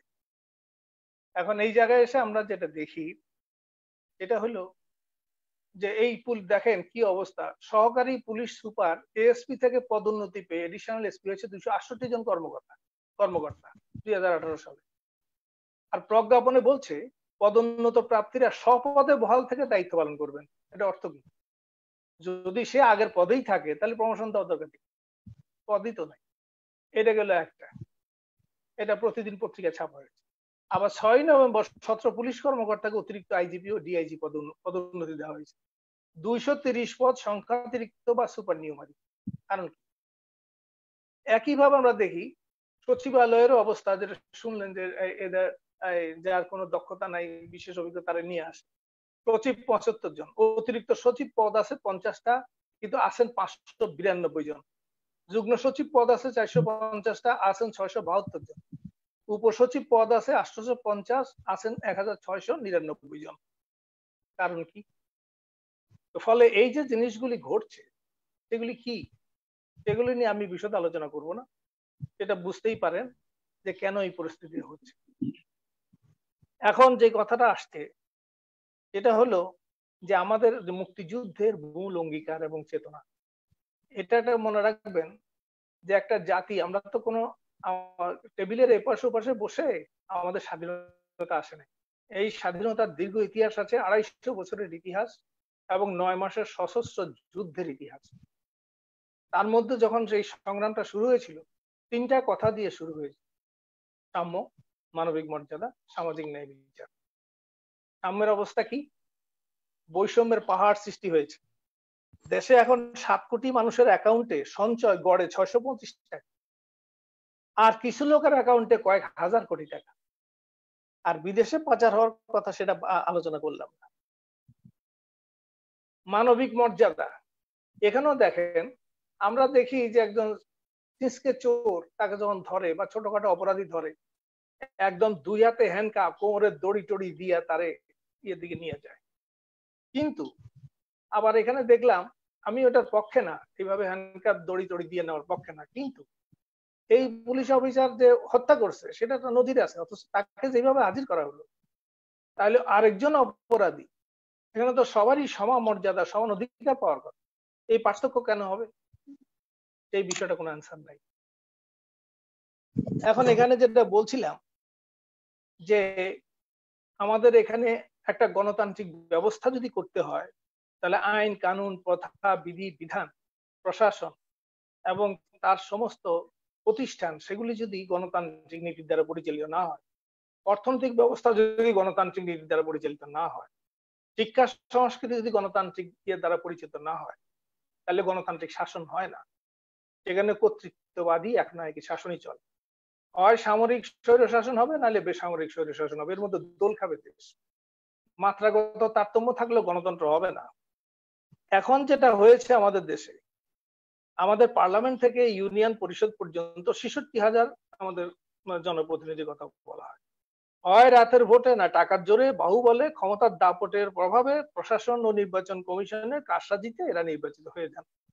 দুই একটি ব্যতিক্রম থাকতে পারে। আর পার্লামেন্ট এখন ব্যবসায়ীদের একটা ক্লাবে পরিণত হয়েছে। 1954 সালে 4% ছিল ব্যবসায়ী, এখন 80% ক্রস করতে যাচ্ছে। ফলে এখানে আমরা যেটা দেখি, যে সাম্যের কথা আমি বললাম, স্বাধীনতার পরে আমরা সংবিধানে কি লিখলাম? জনগণের ক্ষমতায়নের গণতন্ত্র। গণতন্ত্র দূরে থাক, এখন তো ভোটতন্ত্র রক্ষা করতে পারছি। আমরা সামাজিক ন্যায় বিচারের কথা বললাম, যেটা মানবিক মর্যাদার কথা বললাম। মানুষ যত গরিব তত মর্যাদাহীন। আর তার সঙ্গে যে সামাজিক ন্যায় বিচারের হৃদয়, মানুষকে বিচার আচার ছাড়া এবার গুলি করে মেরে ফেলবে, তাহলে এটা কি সামাজিক ন্যায় বিচার হবে? তাহলে মুক্তিযুদ্ধের আমাদের মূল ঘোষণার সঙ্গে আমরা জেনে হোক না জেনে হোক বিশ্বাসঘাতকতা করেছি। আমরা তার বিপরীত মুখে দাঁড়িয়ে দেশ শাসন করি। স্বাধীনতার পরে যখন জনগণের ক্ষমতায়নের কথা বললেন, সেই জনগণকে ক্ষমতার থেকে দূরে যত নিতে নিতে এখন দুর্বৃত্তদের ক্ষমতায়ন হয়ে গেছে, রাজনীতিকে দুর্বৃত্তায়িত করা হয়ে গেছে বাস্তবে। এখন সেই জায়গায় এসে যদি আপনি জনগণের শাসন বলতে যা বোঝায়, জবাবদিহিতা নাই, সেখানে জনসাধারণের প্রকৃত নির্বাচনের মাধ্যমে তার প্রতিনিধি নাই, ফলে সেই কোনো, যেমন আমরা স্থানীয় সরকারের কথা বলি, স্থানীয় সরকার বলে কিছু হয়নি। এখন এগুলি আমি পুরো ব্যাখ্যায় যাব না। এগুলি সরকারের সম্প্রসারিত বাহু, অথবা সেগুলি স্থানীয় সরকারি দপ্তর সেই জায়গায় আছে। তাহলে একদিকে যদি গ্রাম, ইউনিয়ন, উপজেলা, জেলা, বিভাগ এবং কেন্দ্র, এই 6টা স্তর যদি ধরে, গ্রাম বাদ দেন, ইউনিয়নে যেটা আছে সেটা কিন্তু একটা আমলাতান্ত্রিক এর উপরে, কর্তৃত্বের উপরে বসে। উপজেলায় যেটা আছে এমপি, ইউএনও এবং উপজেলা চেয়ারম্যান, এর একটা ত্রিভুজ তৈরি হয়েছে। আর জেলার মধ্যে তো সেটা নাই, বিভাগেও নাই। আর যাও যেটা আছে, ইংরেজিতে আপনি লিখে রাখছেন সংবিধানে লোকাল গভর্নমেন্ট, আর বাংলা করছেন স্থানীয় শাসন। গভর্নমেন্টের বাংলা শাসন হয় কেন? যাই হোক, সেগুলি কথা বলছি না। Elected by the people, dismissed by the government, এটা কি ধরনের গণতন্ত্র, কি ধরনের একটা স্থানীয় সংস্থা? যাই হোক, সেগুলি তো অন্য কথা। এখন এখানে আমরা দেখি যে এই যে 2018 সালে সরকারি চাকরি আইন প্রণয়ন হলো, 1 অক্টোবর থেকে কার্যকরী হলো। এই বিশেষ সুবিধা সংক্রান্ত আইন 41-এর 1 ধারা যেটা করলো, যে তাদেরকে বিচার আচার মানে ওই সাধারণভাবে ইয়ে করা যাবে না, পারমিশন লাগবে। এটা সংবিধানের 26-1, 2, 27, 31-তে পরিপন্থী। এর কি আইনসভার সদস্যরা জানেন না যে তারা যেটা করলেন? এখন আবার অনেকে এর বিরুদ্ধে কথা বলছে। তাহলে এই যে বিষয়গুলি, সেগুলির যে কথা বললে, তার সামনে অন্য বিষয়টা আমি পরে আসবো যদি সময় পাই, যে কিভাবে এই অবস্থা আসলো দিনে দিনে এবং উত্তরণের জন্য যে কি করা যায়। দুর্নীতির কথা যদি বলেন, কিছু কথা এখানে আলোচনায় আসছে, সেগুলি বলে তো কোনো শেষ নাই। এখন শাহেদের কথা বলছে, শাহেদের ব্যাপার না, কারণ ওয়েস্টিনে পাপিয়া, কুয়েতের সাংসদ শহীদ, ক্যাসিনো সম্রাট গং, রূপন, 20টা বাড়ি, 120টা ফ্ল্যাট, একেবারে নিচের স্তরের এই দুই ভাইয়ের এই কাণ্ড। অনুমোদনহীন হাসপাতাল ও ভুয়া করোনা রিপোর্ট দানকারী রিজেন্টের সাহেব, যে কে জির সাবরিনা, প্রচেষ্টা বা হত্যা প্রচেষ্টা মামলার আসামি, চার্টার বিমানে বিদেশে পালিয়ে যায় রণহক এবং দীপু হক শিকদার। কেমনে সম্ভব? সাবেক মন্ত্রীর প্রশ্রয়ে ফরিদপুরের 1000 কোটি টাকার সম্পদ অর্জনকারী 2 ভাই, বরকত, রুবেল। এই ধরনের সঙ্গ বহু কীর্তিমানদের কথা বলা যায়। এখন কিভাবে এই হত্যা মামলার একজন হত্যা প্রচেষ্টার আসামি কিভাবে একটা এরোপ্লেন ভাড়া করে এয়ারপোর্ট দিয়ে কিভাবে বিদেশে চলে গেল, আবার ওখানে বসে জামিনও চায়। তো ফলে এইগুলি কোনো একটা ব্যাপার না, তার পিছনে বড় শক্তি মদত না থাকে। এখন যাদের ওই যে স্বাস্থ্য বিভাগের একজনকে বলছেন যে তার রিজাইন করেছেন, আর স্বাস্থ্যমন্ত্রী বলছেন যদি এগুলি পরে টড়েন না, এটা আপনি দস্তখত করে দেন। তাহলে স্বাস্থ্য বিভাগ নিয়ে কথা কত কম বলা যায় সেটাই ভালো। কিন্তু আপনারা জানেন যে এটা তো আজকে নতুন ঘটনা না, আগের থেকে তো এগুলি করার কোনো ব্যবস্থা গ্রহণ করা হয়। আর এটা এই 24শে মে যে রিপোর্টে 7টা সরকারি হাসপাতালে 400 কোটি টাকার যন্ত্র মান এবং হিসাব মিলানো যাচ্ছে না, এবং ঠিকাদার দামের চেয়ে বেশি টাকা তুলে নিয়ে গেছে। কই, এটা তো কিছু হলো না। বিশ্বব্যাংক এবং এশীয় উন্নয়ন ব্যাংকের ঋণে পিপিই ভেন্টিলেটর, মাস্ক, গগলস ইত্যাদি কেনার যে স্বাস্থ্য মন্ত্রণালয়ের উদ্যোগ, যেটা 2 থেকে 4 গুণ বেশি দামে কেনা হয়েছে। 30টি অডিও ভিডিও ফিল্ম তৈরির খরচ দেখানো হয়েছে 11,50,00,000 টাকা। 80টা সেমিনার কনফারেন্স খরচ করা হবে 2,50,00,000 টাকা। 4টি ওয়েবসাইট উন্নয়নের স্বাস্থ্য অধিদপ্তরে খরচ হবে 10,50,00,000 টাকা। এগুলি কি করে সম্ভব? এগুলি কিছু হইলো? এবং অনলাইন কর্মশালা, এই যে আপনি অনলাইন করছেন না আপনারা, তা আমাদের কত টাকা দিবেন আমি জানি না, কিন্তু এই কর্মশালায় 1,92,000 টাকা করে মোট 1,38,24,000 টাকা কর্মকর্তাদের দেওয়া হয়েছে।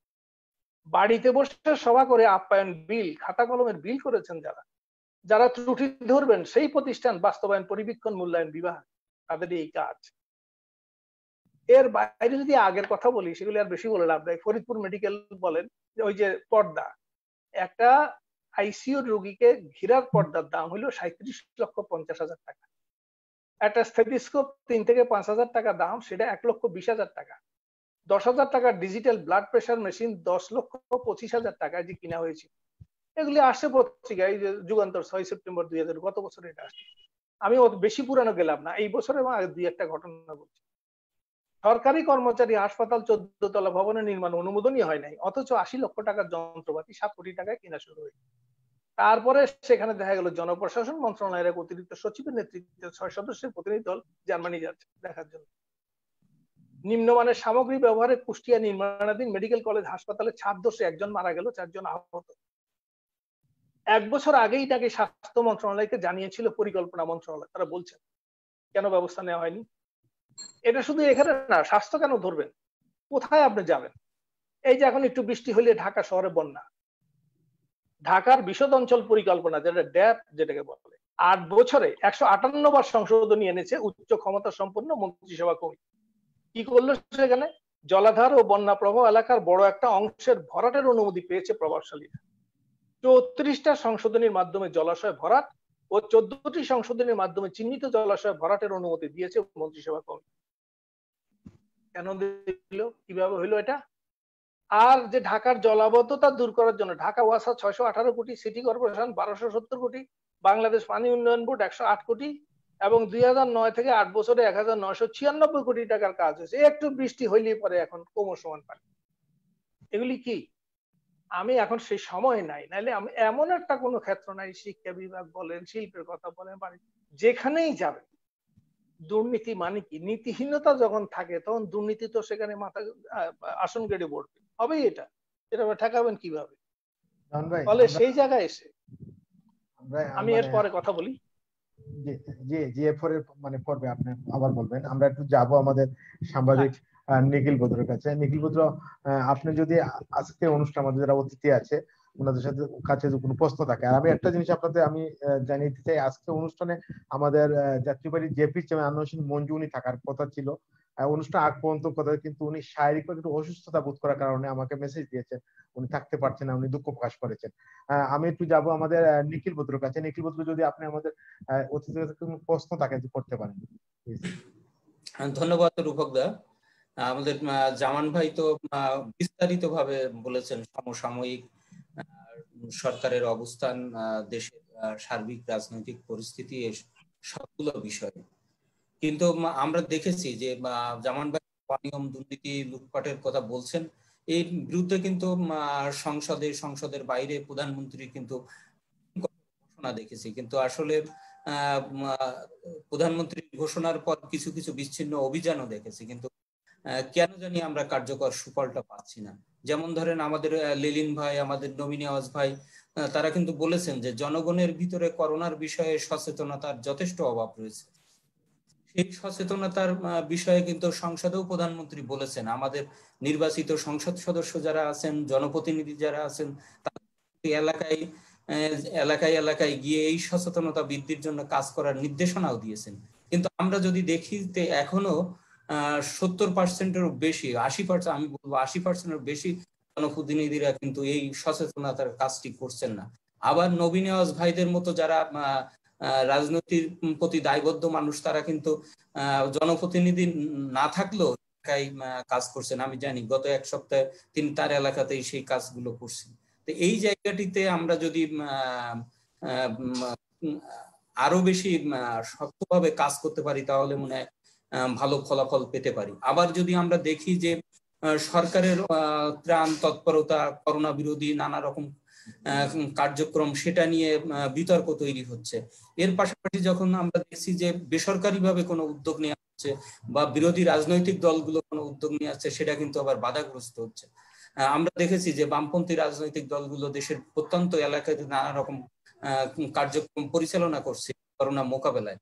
বিশেষ করে আমার মনে হয় যে জামান ভাই পরবর্তীতে বলবেন, দেশের বিভিন্ন স্থানে কিন্তু বামপন্থীদের বাধা দেওয়া হচ্ছে। বিশেষ করে বরিশালে বাসদের কার্যক্রমের উপরে যে হামলা হয়েছে, সেগুলো কিন্তু দেশে বিদেশে নানাভাবে যেমন ভাবে বিতর্কের সৃষ্টি করেছে, সে ঠিক তেমনি ভাবে সরকারের ভাবমূর্তিও নষ্ট করেছে। তা আমরা আশা করব যে এই যে বিভেদ, যে সংকট, এই সংকট কাটিয়ে আমরা সমন্বিত পদক্ষেপের মাধ্যমে আমাদের এই করোনাকালীন যে মহাসংকট, এই সংকট কাটিয়ে উঠে আমরা সামনের দিকে এগিয়ে যাব। সকলকে ধন্যবাদ। হ্যাঁ, ধন্যবাদ নিখিল বন্ধু, কৃতজ্ঞতা জানাচ্ছি আমাদেরকে সময় দেওয়ার জন্য। আমি যাব আমাদের কক্সবাজার প্রতিনিধি জনাব করিমুল্লাহ কলিম ভাই কাছে। কলিম ভাই, আপনার যদি কোনো প্রশ্ন থাকে আজকে আমাদের অতিথিদের কাছে। আমি প্রশ্নের আগে একটি জিনিস আপনাকে বলতে চাই। গত কিছুক্ষণ আগেই স্বরাষ্ট্র মন্ত্রণালয় থেকে আমাদের যে পুলিশের নামে মামলা করা হয়েছে 9 জন, তাদের থেকে 7 জনকে সাসপেন্ড করা হয়েছে পুলিশ থেকে। এর হচ্ছে আমাদের সর্বশেষ এখন নিউজ আসছে। আমি এখানে আমাদের যে অতিথি, তাদের যে বক্তব্য, তারা তো বাংলাদেশের মাথা, তারা এখন যা বলছে সেটা আমাদের আসলে শোনার ব্যাপার। তাদের কাছে আমাদের প্রশ্ন করার কিছু নেই। তবে আমরা চাই সকল হত্যাকাণ্ডের বিচার হবে কিনা, বিশেষ করে নবী ভাইয়ের কাছে যে সাবেক সামরিক কর্মকর্তারা যেভাবে মেজর হত্যা বিচার দাবি করছে, সেভাবে জনগণের যে হত্যাকাণ্ড, বিশেষ করে সাগর রুনি এবং আমাদের তনু হত্যা সহ এই যে অনেক নিরীহ মানুষ যে হত্যাকাণ্ড শিকার হয়েছে, তার বিচার হবে কিনা বা একটা স্বরাষ্ট্র মন্ত্রণালয় তদন্ত কমিটি গঠন হবে কিনা, পাশাপাশি এমন কোন আইন প্রণয়ন হবে কিনা যে ক্রস ফায়ারটা যাতে নিষিদ্ধ করে আইন প্রণয়ন করা। কারণ ক্রস ফায়ার যে মিথ্যা, সেটা জনগণ বুঝতে পেরেছেন যে তাকে মাদক যেভাবে গাড়িতে দেওয়া হয়েছে, একসাথে অনেকগুলো মাদক, মদ, তারপরে গাঁজা, ইয়াবা সব দেওয়া হয়েছে। এই যে মানুষকে এভাবে যে ফাঁসানোর যে নাটক, সেটি বন্ধ হবে কিনা, এই প্রশ্নটা আমি নবী নেওয়ার ভাইয়ের কাছে আমি প্রশ্ন রাখতাম। আর আমাদের যে জননেতা খালিকুজ্জামান ভাই যে চিত্রগুলো তুলে ধরেছেন, সেটি তো অনেকটা আমাদের দেশের সার্বিক অবস্থায় তুলে ধরেছেন। সেটি থেকে আমরা কিভাবে পরিত্রাণ পাবো, সেটি আমি আমাদের নেতা খালিকুজ্জামান ভাইকে প্রশ্ন করব। আসলে আমরা তো বারবার এই কথাগুলো বলছি, কিন্তু এটাতে উত্তরণের যে পথ, সেটিও আমাদেরকে কিভাবে হবে সেটি উনি বলবেন। এ হচ্ছে আমার প্রশ্ন। ধন্যবাদ আমাদের করিমুল্লাহ কলিম ভাই, ধন্যবাদ জানাচ্ছি। আমি যাব আমাদের ডক্টর লেলিন চৌধুরীকে। আগে আপনি বলছেন সরকারের কি করণীয় এই যে কোভিড-19 থেকে আমাদের আক্রান্ত সংখ্যা কমার জন্য, বা কি করণীয়, এটা কিছু আপনি প্রস্তাবগুলো একটু দেন আমাদের আজকে অনুষ্ঠানে। ধন্যবাদ। করোনার সংক্রমণ প্রলম্বিত হচ্ছে, আমরা প্রথম ঢেউয়ের দ্বিতীয় পর্যায়ে প্রবেশ করছি এবং সব মিলে কতগুলো আশঙ্কা আমাদের রয়েছে। এখন এগুলোর বাস্তব সত্য, কিন্তু আমরা কাজ থামিয়ে বসে থাকতে পারি না। আমাদের এজন্য যে কাজগুলো করা দরকার সেটি হচ্ছে বর্তমানের অবস্থা বিশ্লেষণ করে আমাদের এখনকার সময় উপযোগী একটি এপিডেমিক প্রজেকশন মডেল করে কোন কোন জায়গায় আমরা করোনা প্রতিরোধের কার্যক্রমটাকে সচল এবং সক্রিয় রাখবো, সেই জায়গাগুলো চিহ্নিত করা। দুই হচ্ছে রাজনৈতিক এবং প্রশাসনিক দুটো চ্যানেল দিয়েই মানুষের দোরগোড়ায় স্বাস্থ্যবিধি মেনে চলার বিষয়টি, বিশেষ করে মাস্ক পরা, হাত ধোয়া এবং শারীরিক দূরত্ব বজায় রাখা, এই তিনটি ব্যাপারে ব্যাপকভাবে মানুষকে উদ্বুদ্ধ করতে হবে। তৃতীয়ত হচ্ছে পাবলিকলি, জনসমাগমে যারা মাস্ক পরবে না অথবা স্বাস্থ্যবিধি মানবে না তাদেরকে বাধ্যবাধকতায় আনার জন্য আইনি পদক্ষেপ নিতে হবে এবং স্বাস্থ্য অধিদপ্তরের প্রজ্ঞাপনটি সংশোধন করে মাস্ক পরা বাধ্যতামূলক, না পরিলে কি কি শাস্তি দেয়া হবে সে উল্লেখ করে একটি নতুন প্রজ্ঞাপন জারি করা হোক। আমরা জানি যখন মহামারী চলতে থাকে তখন মহামারী নিয়ন্ত্রণ এবং নির্মূল আইন 2018 বলবৎ হয়। সেটি বলবৎ থাকা অবস্থায় স্বাস্থ্য অধিদপ্তরের জারি করা প্রজ্ঞাপন সরকারের সমস্ত অঙ্গের উপর বাধ্যতামূলক হয়ে দাঁড়ায় সেটির প্রয়োগ করার জন্য। আমরা প্রত্যাশা করব এটি শুধু পুলিশের ঘাড়ে না চাপিয়ে সরকারের প্রত্যেকটি অর্গান, সিভিল প্রশাসন এবং পুলিশ, বিজেপি, আর্মি সহ সবাই এটির প্রয়োগটা ঘটাবে। এমনকি যখন আমরা দেখব টেলিভিশনে কোনো জনপ্রতিনিধিও তার মাস্কটি নাকের নিচে পরে আসবেন, তার চারপাশে ঘনিষ্ঠভাবে লোকজন দাঁড়িয়ে আছেন, তাকেও যেন জবাবদিহিতার আওতায় আনা হয়। যদি এটি করা হয় তাহলে খুব দ্রুত মানুষজন আইন মানবে। আমি এই প্রসঙ্গে মনে করছি 2018 সনে এই দেশের কিশোর ছেলেরা একটা জাগরণ তৈরি করেছিল ট্রাফিক আইন মেনে রাষ্ট্রকে মেরামতের জন্য। তখন কিন্তু বিচারপতি, সচিব মহোদয়, পুলিশের এসপি অথবা আইজিপি মহোদয়কে দেখেছি ওই বাচ্চা বাচ্চা ছেলেদের ভয়ে তারা আইন মানছে। সেই ভয়ের জায়গাটা এবং লজ্জার জায়গাটা আবার ফেরত আনতে হবে, এটি একটি ব্যাপার। একই সাথে আমাদের টেস্ট ব্যবস্থাপনা এবং স্বাস্থ্য ব্যবস্থাপনায় মানুষের আস্থা ফিরিয়ে আনার জন্য একটি স্বাধীন বিচার বিভাগীয় তদন্ত কমিশন গঠন করা, যে কমিশন 7 দিনের মধ্যে, 7 কার্য দিবসের মধ্যে রিপোর্ট দিবে এবং সেই রিপোর্ট অনুযায়ী পরবর্তী 7 দিনের মধ্যে সমস্ত আইনি প্রক্রিয়া সম্পন্ন করে দোষীদের আইনের আওতায় আনা হবে। প্রয়োজন হলে একটি বিশেষ ট্রাইব্যুনাল অথবা আইন পাশ করা হোক। এটি যদি করা যায় তাহলে শাহেদকে কে মদত দিল, সেটা কি পদত্যাগকারী ডিজি আবুল কালাম আজাদ না প্রমোশন প্রাপ্ত সচিব আসাদুল হক, প্রত্যেকটি ব্যাপার, অথবা স্বাস্থ্যমন্ত্রীর নির্লিপ্ততা কেন ছিল, প্রত্যেকটি ব্যাপার মানুষের সামনে প্রকাশ করা হোক, তাদের আইনের আওতায় আনা হোক। এবং আমি প্রত্যাশা করব আমাদের মাননীয় প্রধানমন্ত্রী তিনি কঠিন হাতে এই কাজটা যদি করতে পারেন তাহলে কিন্তু দেশের মানুষের আস্থা স্বাস্থ্য ব্যবস্থার উপর ফিরবে। এই দেশের মানুষ আমি মনে করি এখনো তারা গঠনমূলক, কনস্ট্রাকটিভ। তাদেরকে নানা দুর্বৃত্তের কারণে তারা নেতিবাচক হতাশায় নিমজ্জিত হচ্ছে। যেভাবে মেজর সিনহার হত্যাকারীদের ধরা হচ্ছে, ঠিক একই স্পিরিট নিয়ে, একই গতি এবং তীব্রতা নিয়ে, একই সততা নিয়ে স্বাস্থ্য খাতে দুর্নীতির সাথে যুক্ত সে যেই হোক না কেন প্রত্যেকটা মানুষকে যদি জবাবদিহিতার আওতায় আনা যায় তাহলেই কিন্তু আমরা একটা নতুন বেগ পাবো। আবার যদি মুখ দেখে, অর্থাৎ এ আমার দলের সে দোষী না, এ অন্য দলের সে দোষী, যদি এই প্রবণতার থেকে মুক্ত না হয় তাহলে কিন্তু আমাদের শনির দশা কাটবে না। এবং করোনা কিন্তু আবার একটা ব্যাপার আছে, সে কাউকে চেনে না। প্রচুর মানুষজন মারা যাচ্ছে, বিশেষ করে 50 থেকে 60 ঊর্ধ্ব একটি অভিজ্ঞ প্রাজ্ঞ একটি জেনারেশন কিন্তু প্রতিদিন ধীরে ধীরে ঝরে যাচ্ছে। যদি এই প্রক্রিয়া চলে তাহলে অচিরেই কিন্তু জাতি একদিকে যেমন মেধা শূন্যতার দিকে যাবে, আরেকদিকে অভিভাবক শূন্যতার দিকে যাবে। অতএব সমস্ত সাধুদের বলবো এখনো সাবধান হওয়ার সময় আছে। সাধু সাবধান। ধন্যবাদ ভাই, কৃতজ্ঞতা জানাচ্ছি আপনার ব্যস্ততার মধ্যে আমাদের সময় দেওয়ার জন্য। আমি যাব আমাদের সাবেক সংসদ সদস্য এবং জননেতা নবী নওয়াজ ভাইয়ের কাছে। নবী নওয়াজ ভাই, অনেকগুলা প্রশ্ন বিশেষ করে আমাদের আজকের অতিথিরা করেছেন, আমি আর নতুন করে প্রশ্ন করতে চাই না। আপনি একটু বলেন, যে কথাটা বললেন শেষ কথা লেলিন ভাই, যে আমাদের সাবধান হওয়ার সময় এসেছে, কি বলবেন আপনি? ধন্যবাদ। আমার মনে হয় এখানে অনেক প্রশ্ন এসে গেছে, তার মধ্যে আমি সর্বশেষের যে প্রশ্ন লেলিন ভাই বলেছেন মেধা শূন্যতা, আসলেই কিন্তু আমাদের ভাবতে হবে, আমাদের হাজার হাজার নয় লক্ষ লক্ষ আমাদের সন্তান শিক্ষার্থী আজকে লেখাপড়ার দিক দিয়ে কোন জায়গায় গিয়েছে, কেউ কিন্তু আমরা আমাদের নিজ সন্তানদের কথা বলতে পারবো না। কিন্তু আমরা উদ্বিগ্নতায় আছি যে আসলে কোন জায়গায় যেতে পারি, এই একটা আতঙ্ক কিন্তু আছে। আর সেজন্য ওই সন্তানদের দিকে তাকিয়ে, আগামী প্রজন্মের দিকে তাকিয়ে আমাদের সবাইকেই সাবধান হতে হবে। করোনা মানুষকে চিনে না। এখানে লেলিন ভাই অনেকগুলো কথা বলেছেন, বিভিন্ন ক্যাটাগরিতে ভাগ করার কথা বলেছেন, পরামর্শমূলক কথা বলেছেন, উনি প্রত্যাশার কথা বলেছেন, পরামর্শ আকারে দিলেন উনি ঠিকই, কিন্তু জবাবদিহিতার কথা বলেছেন, লজ্জা এবং ভয়ের কথা বলেছেন, কমিশন গঠনের কথা বলেছেন, প্রজ্ঞাপনের কথা বলেছেন।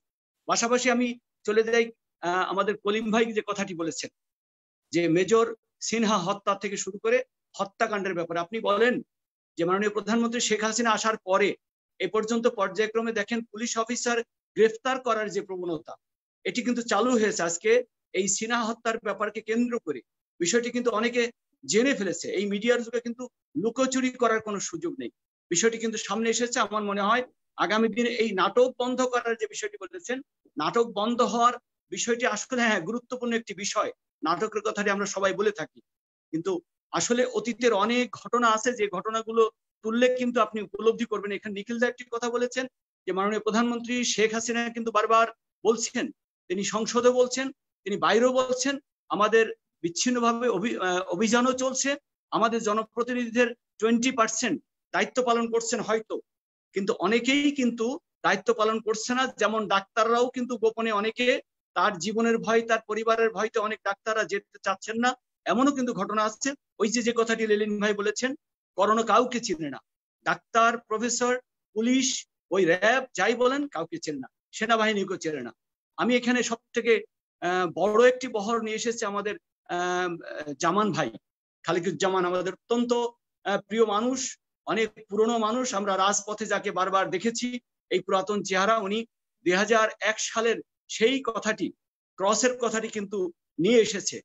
আপনাদের সবারই মনে আছে ASM কিবরিয়া হত্যা, আহসানুল্লাহ মাস্টার, মঞ্জুরুল ইমাম, এই যে হত্যাকাণ্ডগুলো ঘটেছিল এটি বাংলাদেশেই কিন্তু ঘটেছে। এমন সেই বাংলাদেশে ঘটেছে আরো অনেক কিছু উদীচী শিল্প গোষ্ঠীর উপরে হামলা। 21 আগস্টের সে হামলা আসলে 75 সাল বাংলাদেশে ছিল, তো সেই 21 আগস্ট কেন এসেছিল? 75-এর পরে 21 আগস্ট, তারপরে উদীচী শিল্প গোষ্ঠী, ASM কিবরিয়া, তারপরে আহসানুল্লাহ মাস্টার, এই ধরনের হত্যাকাণ্ডের পিছনে উদ্দেশ্য কি ছিল? আমরা কি জঙ্গি কথাটি কি বাদ দিতে পারবো বাংলাদেশ থেকে? এই ঘটনাগুলো কিন্তু নিয়ে আসে। আমার মনে হয় কথাটি কিন্তু বলেছেন বাবর সাহেব, যে কথা বলেছেন, বাবর সাহেব যে আইনটি পাশ করেছেন 2001 সালের পরে, এই আইনটি কিন্তু বহাল আছে।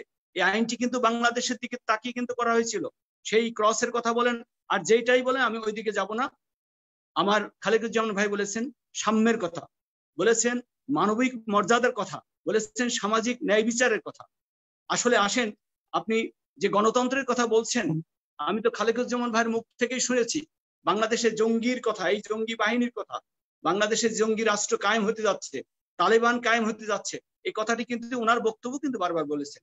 এই বাংলাদেশকে যদি আমরা সেদিকে তালেবান গোষ্ঠীর দিকে ঠেলে দিতাম, আমরা জঙ্গি বাহিনী গঠন করতে দিতাম, তাহলে কিন্তু বাংলাদেশ আজকের যে অবস্থায় আছে সেটিতে আমরা পরিণত করতে পারতাম না।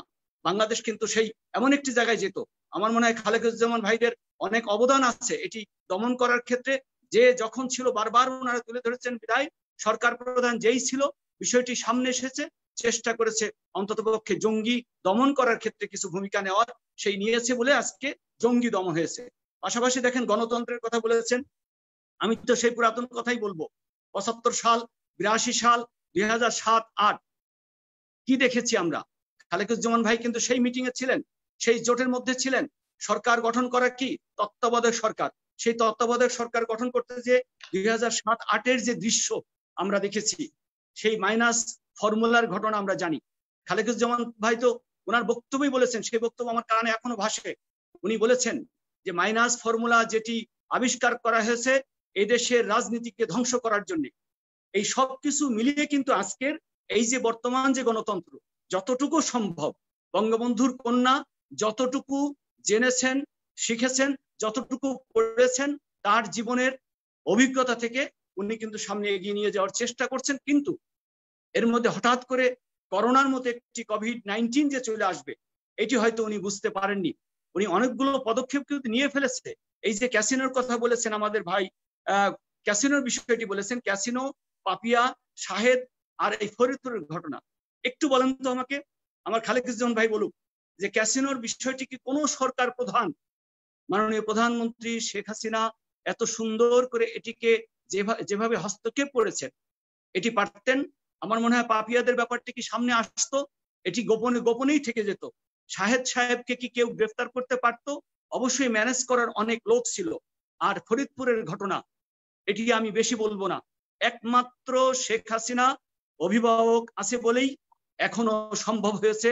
বাংলাদেশ আওয়ামী লীগও, আমি নবী নওয়াজ, আমি যুবলীগের নেতা, আমি আওয়ামী লীগের রাজনীতি করি, বঙ্গবন্ধুর আদর্শের সৈনিক, আমি চ্যালেঞ্জ করতে পারি এখনো কেউ সৃষ্টি হয়নি, জন্ম হয়নি, আওয়ামী লীগেও জন্ম হয়নি যে একজন শেখ হাসিনার মতো একজন নেতৃত্ব এসে অন্ততপক্ষে এই বিষয়গুলোকে সামনের দিকে এভাবে চ্যালেঞ্জ করে সামনে এগোবে।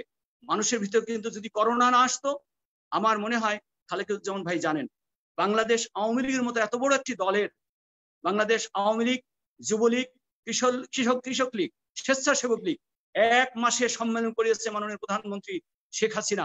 বলেন এটির উদ্দেশ্য কি ছিল? এটি আমার জামান ভাই বলবেন। এই উদ্দেশ্যটি ছিল এই ক্যাসিনো সহ সামনে আরো কিছু উদ্যোগ নিয়ে এই ধরনের যেই অতীতের যে ঘটনাগুলো বলেছেন এগুলোকে নির্মূল করে, বঙ্গবন্ধু কন্যা জানেন উনি সারা জীবন, তার মানে 100 বছর উনি বেঁচে থাকবেন না। উনি চান মৃত্যুর আগ পর্যন্ত যে কাজটি করে যাবেন এটি ইতিহাসে লেখা থাকুক। একমাত্র শেখ হাসিনাই পেরেছেন, শেখ হাসিনাই পারবেন, মানুষ যাতে অন্তত এটি স্বীকার করে। সেজন্যই কিন্তু এই ধরনের উদ্যোগগুলো পর্যায়ক্রমে নিয়েছেন বলেই আজকে আমার মনে হয় উনি করতে পেরেছেন। 1 মাসে 4টি সম্মেলন করেছেন, ক্যাসিনোর মতো একটি দায়িত্ব পালন করেছেন। যদি করোনাটি না আসতো আমরা মনে হয় আরো অনেক কিছু দেখতে পারতাম। আমার মনে হয় এই খালেকুজ্জামান ভাইরা যুগে যুগে কিন্তু সকল সরকার প্রধানকে সহযোগিতা করেছেন, ভুল ধরিয়ে দিয়েছেন, বিভিন্ন পরামর্শ দিক নির্দেশনা দিয়েছেন। আগামী দিনে আমি মনে করি ওনার এই মেধা, মনন, যোগ্যতা দিয়ে আগামী দিনে বঙ্গবন্ধুর কন্যার মতো একজন মানুষকে যদি দিক নির্দেশনা, পরামর্শ দিয়ে সামনে এগিয়ে নিয়ে যায়, আমরা বাংলাদেশকে বাংলাদেশের অন্যান্য পরিবেশ থেকেও আমরা ভালো একটি পরিবেশ পেতে পারি। যে পরিবেশ নিয়ে আমরা নেগেটিভ দিককে আলোচনা করি, সেই নেগেটিভ দিকগুলো কাটিয়ে উঠে আমরা সুন্দর একটি বাংলাদেশ।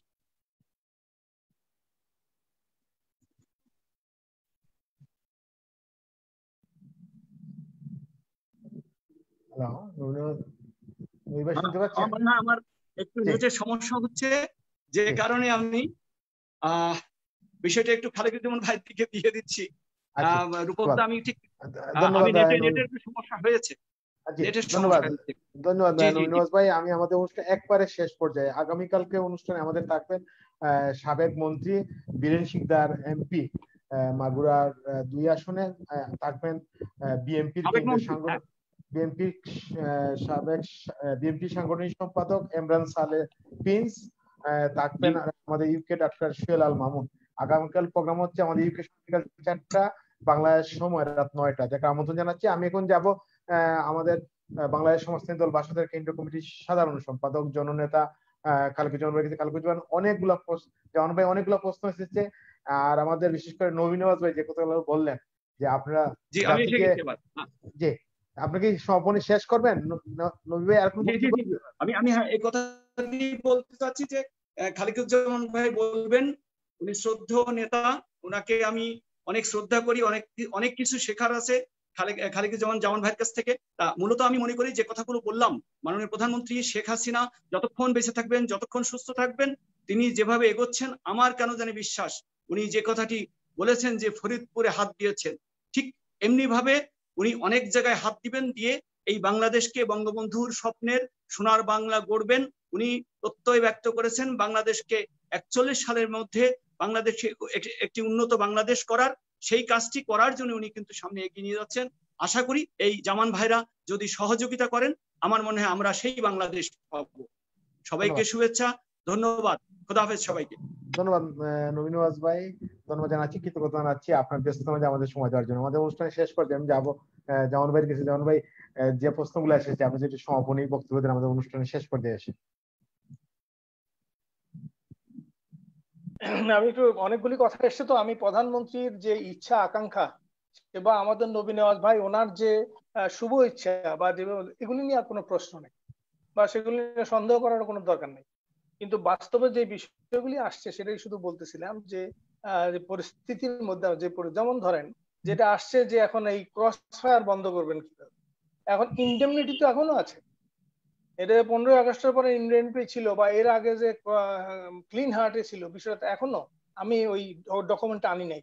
র্যাব এবং ওই যে রক্ষী বাহিনী যখন মার্চ হলো এবং পুলিশ থেকে স্পেশাল ফোর্স হলো এবং এখনো র্যাব 10 নম্বর যে ধারা, সেই ধারায় পরিষ্কার আছে যে যদি তারা সদিচ্ছা মানে কোনো ধরনের খুনের ইচ্ছা না থাকে, সরল মনে যদি এই ধরনের কোনো হত্যাকাণ্ড করে তাহলে সেটা বিচার থেকে মুক্ত থাকবে, বিচার হবে না।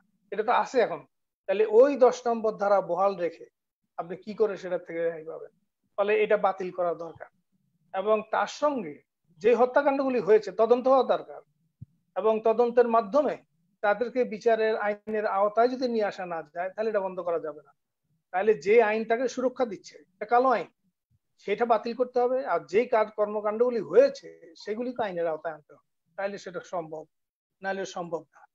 আর এর সঙ্গে যেগুলি আছে, আমরা কিন্তু সংবিধান যেদিন পাশ হয় সেদিন বলা হয়েছিল যে এই সংবিধান যেদিন থেকে কার্যকর হবে সেদিন থেকে ব্রিটিশ আমল এবং পাকিস্তান আমলে যত কালা কানুন তৈরি হয়েছিল সমস্ত বাতিল হয়ে যাবে অটোমেটিক, এবং স্বাধীন বাংলাদেশের পার্লামেন্ট এমন কোন আইন পাশ করতে পারবে না যেটা মানুষের মৌলিক গণতান্ত্রিক অধিকারের বিপক্ষে যায়। এই ছিল আমাদের সেদিন কমিটমেন্ট। তাহলে এখন বিশেষ ক্ষমতা আইন বা ধারা, তারপরে আইসিটি অ্যাক্ট থেকে শুরু করে আমি অন্তত 40টা কথা বলতে পারবো, এগুলি কিন্তু আমাদের মুক্তিযুদ্ধের চেতনার সঙ্গে যায় না। এগুলো যেমন ধরেন আইসিটি অ্যাক্টের কথা যদি ধরেন তাহলে সেটা অবস্থা 413টা মামলা হয়েছে এবং আসামি 854 জন, গ্রেপ্তার 353 জন এবং সাংবাদিকই 50 জন, তো জানেন আপনার। তাহলে একটা কথা বলার জন্য, হ্যাঁ সেটার জন্য আমি জিজ্ঞাসা করতে পারি এবং সেটা সত্যতা যাচাই করতে পারি এবং সেটা এক জিনিস, কিন্তু শুধুমাত্র একজনটা মতামতের জন্য তাকে গ্রেপ্তার করা বা এই আইসিটি অ্যাক্ট, এটা কিন্তু গণতান্ত্রিক আইন, এটা কালো কালো। তো ফলে এই বিষয়গুলি একটু বোঝার দরকার আছে। আর তার সঙ্গে শাহেদের কথা নিয়ে আসছি, একটা কথা বলি, শাহেদ কিন্তু আমাদের সেনাবাহিনী, আমাদের পুলিশ বাহিনী, আমাদের যে আমলাতন্ত্র পুরাটাকে প্রশ্নের সামনে দাঁড় করে দিয়ে গেছে। এখন তারা কি জবাব দেবে? এই শাহেদ মিডিয়াতে যখন বলছিল, একবার দুইবার না, বলছে যে সামরিক বাহিনীর প্রধান থেকে শুরু করে সিপাহী পর্যন্ত, পুলিশ বাহিনীর প্রধান থেকে শুরু করে কনস্টেবল পর্যন্ত এবং সচিব থেকে কর্মচারী, কি বলছে এটাকে, শব্দটা কর্মচারী না, সেটা বলছেন যে এই পর্যন্ত একদম নিচের কর্মচারী পর্যন্ত এরা সব আওয়ামী লীগ করে এবং আওয়ামী লীগকে ক্ষমতায় রাখার জন্য তারা বদ্ধপরিকর। কারণ এই যে কথাটা বললো, তাহলে সামরিক বাহিনীকে একটা দলের সঙ্গে যুক্ত করে দেওয়ার পরে সামরিক বাহিনী কেন কথা বললো না? আইএসপিআর থেকে কেন কোনো ইয়ে দেওয়া হলো না? পুলিশ বাহিনীর সম্বন্ধে পুলিশ তারা কিন্তু বক্তৃতা করে বিভিন্ন জায়গায় দেখি, কিন্তু এই যে কথাটা বললো এরা আইন শৃঙ্খলা রক্ষাকারী বাহিনী, অথচ তাদের সম্বন্ধে এই যে বক্তব্য সে রাখলো প্রকাশ্যে মিডিয়ার মধ্যে, কই পুলিশ তো কথা বললো না এবং সচিবালয় থেকে কোনো বিবৃতি তো আসলো না। তাহলে এইগুলি যদি এভাবে, এখন ধরা পড়ছে নানান কথা আসছে, কিন্তু সেদিন তো সবাই মুখ বন্ধ করেছিলেন। ফলে এখানে যে কথাটা আসছে অনেক আপনার সময় হতে হবে না, আমি সেগুলো বলবো না। আমাদের কথাবার্তার মধ্যে যেমন বরদাস্ত করা হবে না, ছাড় দেওয়া হবে না, জিরো টলারেন্স, এইসব কথাগুলি কিন্তু গণতান্ত্রিক ভাষা না। বলতে হবে যে আমরা আইনানুগ ভাবে চলবো, আইনানুগ ব্যবস্থা গ্রহণ করবো।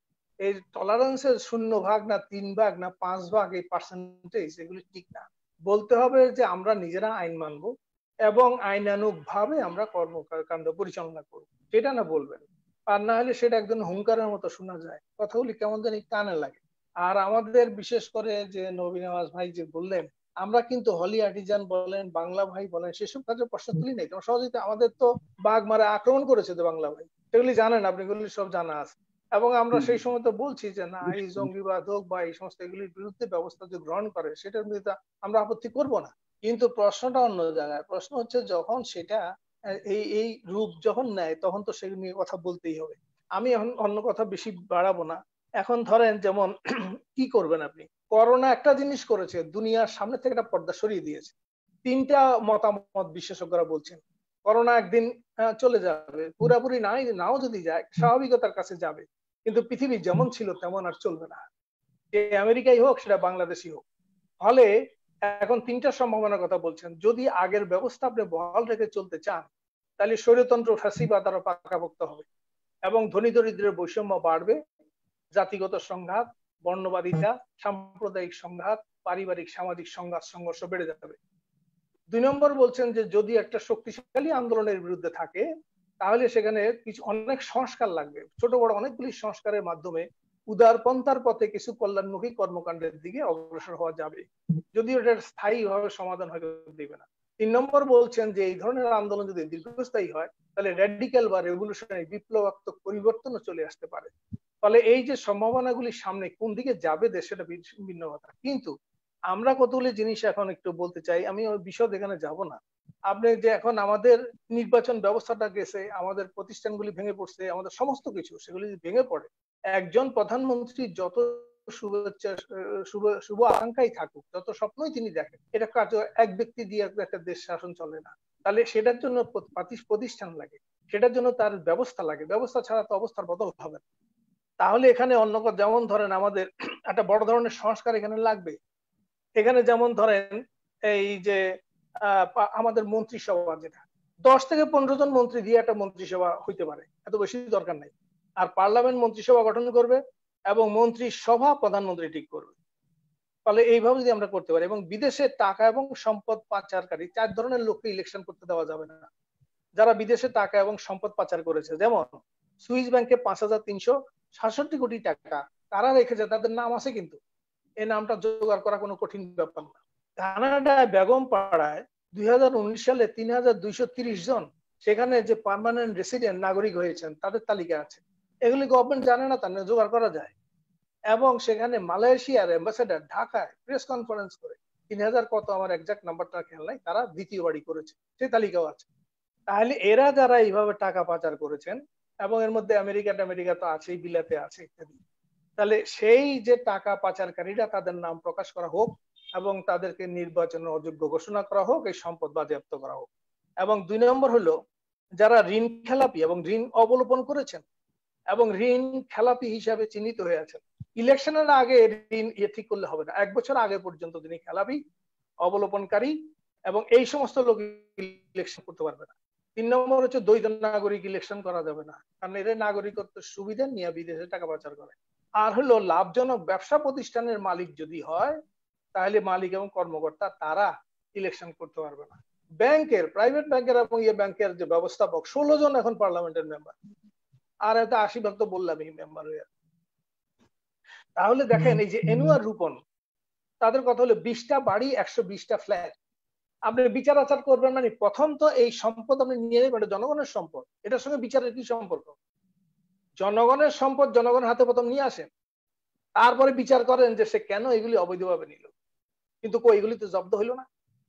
ফলে এইভাবে অনুপার্জিত, আমাদের সংবিধানের 20(2) আছে, অনুপার্জিত ভোগ করা যাবে না। যে লোক তার সম্পদের হিসাব দিতে পারবে না সেটা বাজেয়াপ্ত করতে হবে, কারণ জনগণের সম্পদ সে আত্মসাৎ করেছে, সেই ব্যবস্থাটা করতে হবে। আর আমলাতন্ত্র, এটাকে জবাবদিহিতার আওতায় আনতে হবে। ফলে এই আমলারা, আমরা অনেক সময় বলি সরকারি কর্মচারী, এরা সব দলের কর্মচারী না, এরা গণপ্রজাতন্ত্রী রাষ্ট্রের কর্মচারী। তাহলে গণপ্রজাতন্ত্রী রাষ্ট্রের কর্মচারী যেই বিধি বিধান, আইন কানুন এবং তার ভিত্তিতে যেভাবে তার কাঠামো এবং কর্মপদ্ধতি এবং যেগুলি নির্ধারিত হওয়া দরকার সেগুলি নাই বাংলাদেশে। এবং যে পুলিশের কথা আমরা বলছেন, 1861 সালের বিধানে বাংলাদেশে পুলিশ চলছে। ইংরেজরা এই পুলিশ তো তারা এই জনগণের আইন শৃঙ্খলা বা নিরাপত্তার জন্য করে নাই। পাকিস্তান আমলও সেটাকে আরো কিছু যুক্ত করে আরো বেশি গণবিরোধী নিপীড়ক বাহিনী করেছে। এখন সেটা তো এখনো বলবৎ আছে। তাহলে সেখানে একটা আইন শৃঙ্খলা রক্ষাকারী বাহিনী তার বিধি বিধান, আইন কানুন, তার যে কাঠামোগত বিভিন্ন বিষয়গুলি, সেগুলি যাতে কোনো শাসক দলের একটা লাঠিয়ালে পরিণত হইতে না পারে, সেই ধরনের বিধিবিধান কি আছে সেগুলি তো নাই। ফলে যেমন বলছেন স্বাস্থ্য ব্যবস্থা, এটা উন্নত করার কোনো উপায় নাই। প্রথম বলতে হবে যারা জনগণের প্রতিনিধি হবেন, যারা জনগণের টাকায় বেতন চলবে, এরা কেউ বিদেশে চিকিৎসা করতে পারবে না, এটাকে বাধ্য করতে হবে, তাইলে চিকিৎসা উন্নতি হবে। এবং এইটা ব্যবসার জায়গা নেওয়া যাবে। শিক্ষা এবং স্বাস্থ্য এটা নিয়ে বাণিজ্য করা যাবে না। ফলে এখানে আপনি ওই যে প্রাইভেট হাসপাতাল বন্ধ করে দিয়েছে না, পরিদর্শন মানে দেখা যাবে না। কারণ এমনি এই সরকারি হাসপাতালে 100 টাকা উপার্জনে 70 টাকা চলে যায়, 70%। আর প্রাইভেটে তো সরকারি হাসপাতাল তো 500, 1000, 10,000 গুণ বেশি খরচ মানুষের দিতে হয়। তাহলে এই যে অবস্থাটা হচ্ছে, এই যে মানুষের জীবন নিয়ে, স্বাস্থ্য নিয়ে বাণিজ্য করা, শিক্ষা নিয়ে বাণিজ্য করা, এমনি তো শিক্ষাকে ধ্বংস করে দেওয়া হয়েছে। আপনি বলছেন সেটা তো, এটা ঠিকই তো বলছেন, আমাদের সংবিধান বলছে একমুখী শিক্ষা। আপনি পরস্পর বিরোধী সংঘাতময় 3 ধারার শিক্ষা চালু করছেন। প্রাইমারিতে আছে 13 পদের শিক্ষা ব্যবস্থা, এবং দুর্নীতির কথা আমি আর বললাম না। তাহলে এখন এই যে বিষয়গুলি আছে সেগুলি নিয়ে এখন একটা একমত হওয়ার দরকার আছে, কারণ সেটা কোনো দলের বিরুদ্ধে পক্ষের বিষয় না। কারণ আমরা এই মুক্তিযুদ্ধের জাতি, ফলে যে অঙ্গীকার ছিল, আমাদের যে ঘোষণা ছিল, এটা দেখবেন যে হ্যাঁ ঠিক যুদ্ধ অপরাধীদের বিচারের কথা বলছেন বা এগুলি তো ঠিকই, মানুষ তো সেটার সঙ্গে অংশগ্রহণ করে বা সেই ব্যাপারে আমরা সোচ্চারও ছিলাম। কিন্তু দুইটা জিনিস থাকবে, মুক্তিযুদ্ধের চেতনার বাস্তবায়ন এবং যুদ্ধ অপরাধীদের বিচার। এই দুইটা যুগপৎ যদি না হয় তাহলে মুক্তিযুদ্ধের ন্যায্যতা এবং যুক্তিগত প্রতিষ্ঠিত হয় না। তাহলে প্রথম হচ্ছে মুক্তিযুদ্ধের যে মূল চেতনার বাস্তবায়ন। তাহলে এখন আমি অন্য বিশেষ কথা এখানে যাওয়ার সময় নাই। আপনি দেখেন কালো টাকা সাদা করা, শেষ। কালো টাকা সাদা করা এটা কি আমাদের সঙ্গে যায়? আপনি কালো টাকা সাদা করে যুক্তি দিচ্ছেন কি, তাহলে সাদা টাকা সব বেরিয়ে আসবে। এই পর্যন্ত স্বাধীনতার পর 16,000 কোটি টাকা আসছে, তার মধ্যে তদারকি সরকার যেটা সবচেয়ে একটা জঘন্য ব্যবস্থা করেছিল, ওই সময় 9,000 কোটি, এর বাদ দিলে 7,000 কোটি টাকা মাত্র সাদা হয়েছে। অথচ ওই রাশেদ খান মেনন পার্লামেন্টেই বলতেছে যে 10 বছরে 9,00,000 কোটি টাকা পাচার হয়েছে। 9 লাখ না হোক, জিএফআই বলছে 6,00,000 কোটি টাকা পাচার হয়েছে, আর আপনার সাদা হয়েছে কত? 7,000 কোটি টাকা। তো ফলে এটা আসলে আবারও এই লুটপাটের সুবিধা করে দেওয়া। তাহলে আমি অন্য কথায় আর যাবো না, সেই জন্য বলছি যে আজকে যেমন করে দেশটা চলছে তেমন করে যদি চালাতে যাবে, নীতিহীনতা দুর্নীতির জন্ম দেয়। ফলে আমরা আমাদের রাজনৈতিক ভ্রষ্টতা এবং রাজনীতির দুর্বৃত্তায়ন এবং দুর্বৃত্তদের হাতে ক্ষমতা চলে যাওয়া এবং পার্লামেন্টে ব্যবসায়ীদের লাভে পরিণত হওয়া, অর্থনীতিতে বেসমান লুটপাট চলা এবং সংস্কৃতি অপসংস্কৃতি ছেয়ে ফেলা এবং তার সঙ্গে শিক্ষা স্বাস্থ্য নিয়ে বাণিজ্য করা, শুরু সবকিছু আছে, প্রশাসন, এগুলিকে একটা আমলাতন্ত্রকে কামলাতন্ত্রে পরিণত করা ইত্যাদি। এই সমস্ত কিছুর মধ্যে একটা পরিবর্তন আনতে হবে। সেই পরিবর্তনের যে কথা নিয়ে, সেটা নিয়ে বিরোধ হওয়ার দরকার নাই। যারা ক্ষমতায় আছেন তারা যদি না পারেন এই সংস্কার, তাহলে অন্য গোটা জাতি ঐক্যবদ্ধ হয়ে সেই সংস্কারের পথে যাবে, সেই পরিবর্তনের দিকে যাবে। কারণ ব্যবস্থা পরিবর্তন না করলে অবস্থার পরিবর্তন হবে না। ফলে সেই ক্ষেত্রে আমরা কোন কাউকে দোষারোপ করতে যাচ্ছি না। আমি সর্বশেষ একটা কথা বলে রাখি, যে বলছেন আপনারা, আমরা কিন্তু এই যে বিভিন্ন জায়গায়, যেমন বরিশালের কথা আনছেন, বা আমরা 40টা স্কুল, এই যে দেখেন অনলাইনের সুবিধা 80% ছাত্রছাত্রী নাই এবং দরিদ্র জনগোষ্ঠী তাদের নেই। আমরা 40টা জায়গায় স্কুল করতে গিয়ে দেখছি যে এরা কোনো অনলাইনের সুবিধাই পাচ্ছে না। ইংলিশ মিডিয়ামের হয়তো কিছু কিছু ছেলেরা সেটা পায়, কিন্তু সেই জায়গায় এসে সেখানে আমরা বাধার সম্মুখীন হচ্ছি। আমরা সেই মানবিক বাজার করতেছি, আমরা সেই কমিউনিটি কিচেন করে মানুষ এখনো। এই বন্যার সময় আমরা, আপনারা জানেন যে নওগাঁতে, মান্দা সহ কয়েকটা এলাকায়, সেখানে কিন্তু আমরা এই যে মানুষগুলি যারা বাড়িঘর ডুবে গেছে সেখানে আছে, তাদের খাবার সংগ্রহ করা, জনগণই দিচ্ছে, জনগণের কাছ থেকে নিয়ে জনগণের সেবা করা, সেই কাজটা আমরা করছি। ফলে এটা কোনো একটা কৃতিত্বের জন্য বলছি না, এটা দায়িত্ব। কারণ এটা না করলে কি রাজনীতি করবো আমরা? তো ফলে সেই জন্য বলছি যে আজকে গোটা জাতি যেমনি করে এবং 71 সালে ঐক্যবদ্ধ হয়ে সেখানে একটা আমাদের এই মুক্তিযুদ্ধের চেতনা, দেখেন এই দেশই তো সেই দেশ। এই 9 মাসে কোনো যুবক ছেলে কোনো নারী দর্শন করে নাই। এই 9 মাসে কোনো মানুষকে হত্যা করে নাই। রাজাকার আলবদরের কথা বাদ দেন, জিনিসপত্রের দাম বাড়ে নাই। এই মানুষ কি আকাশ থেকে পড়েছিল? তাহলে কি চেতনার বাংলাদেশ, কি সংস্কৃতির বাংলাদেশ, কি মানবতা মনুষ্যত্বের বাংলাদেশ চিন্তা করতে পারেন? তাহলে 7.5 কোটি বাঙালি সেদিন এই চেতনা, এই সংস্কৃতি, এই মূল্যবোধ, এই মনুষ্যত্ব এবং এই ভ্রাতৃত্ববোধ সেটা যদি অর্জন না করতো, দেশ স্বাধীন হইতো না। কি এমন ঘটনা ঘটলো যে আজকে এই 50 বছর হতে যাচ্ছে, আজকে আমরা যেই চিত্র দেখতেছি, এই বাংলাদেশ তো আমাদের বাংলাদেশ না, এই বাংলাদেশ মুক্তিযুদ্ধের বাংলাদেশ না, এবং এই বাংলাদেশ লক্ষ লক্ষ মানুষের উৎসর্গকৃত জীবনের বাংলাদেশ না। এর ফলে যেই বাংলাদেশ সেই দিন যেই চেতনায়, যে আকাঙ্ক্ষায়, যেই সংস্কৃতিতে, যেই মূল্যবোধে সৃষ্টি হয়েছিল, সেইটাকে উদ্ধার করতে না পারলে আমরা কিন্তু হারিয়ে যাব, এবং সেটা একটা মানে ব্যর্থতার কলঙ্কজনক একটা নতুন অধ্যায় আবার রচিত হবে। ফলে আগামীতে যে 50 বছর সুবর্ণ জয়ন্তী পালনের জন্য সরকার যারা ক্ষমতা তারাও বলছেন, কিন্তু সুবর্ণ জয়ন্তী সেটা হবে না, সেটা একটা কালো অধ্যায়ে পরিণত হয়ে যাবে যদি মুক্তিযুদ্ধের সেই চেতনা, সেই গণ আকাঙ্ক্ষা বাস্তবায়নের পথে দেশকে পরিচালনা করা না যায়, সেদিকে ঘুরে দাঁড়ানো না যায়, তাহলে এটা অর্থহীন হয়ে যাবে। যাই হোক, আপনারা এই আলোচনা যেটা করছেন, সবাই যে মতামতগুলি দিয়েছেন, আমার ধারণা যে সবাই চান, দেশের ভালো চান, মঙ্গল চান, এবং যেটা মুক্তিযুদ্ধের বাংলাদেশ, সেই বাংলাদেশকে আমরা ফিরে পেতে চাই, এই আকাঙ্ক্ষা আছে আপনাদের মধ্যে। ফলে সবাইকে আবারও আমি অভিনন্দন এবং জানিয়ে আমার কথা এখানে শেষ করছি। সবাইকে ধন্যবাদ। ধন্যবাদ জামান ভাই, আর ধন্যবাদ নেওয়াজ ভাই, ধন্যবাদ লেলিন ভাইকে, ধন্যবাদ আমাদের নিখিল ভদ্র, কলিম ভাই, সবাইকে ধন্যবাদ জানাচ্ছি। আজকে আলোচনা থেকে যে একটা কথা সবাই একমত হয়েছে যে দুর্নীতির বিরুদ্ধে ঐক্যবদ্ধ হতে হবে, এবং দুর্নীতি যেভাবে বাংলাদেশে বাড়ছে এটা কিন্তু আসলে খুব দুঃখজনক। আমরা আজকে আলোচনা সবার একমত শেষ মুহূর্তে আমি আগামীকালকে অনুষ্ঠান দেখার আমন্ত্রণ জানিয়ে আমরা শেষ করছি আজকে অনুষ্ঠান। সবাই ভালো থাকবেন, সুস্থ থাকবেন। ধন্যবাদ ধন্যবাদ সবাইকে।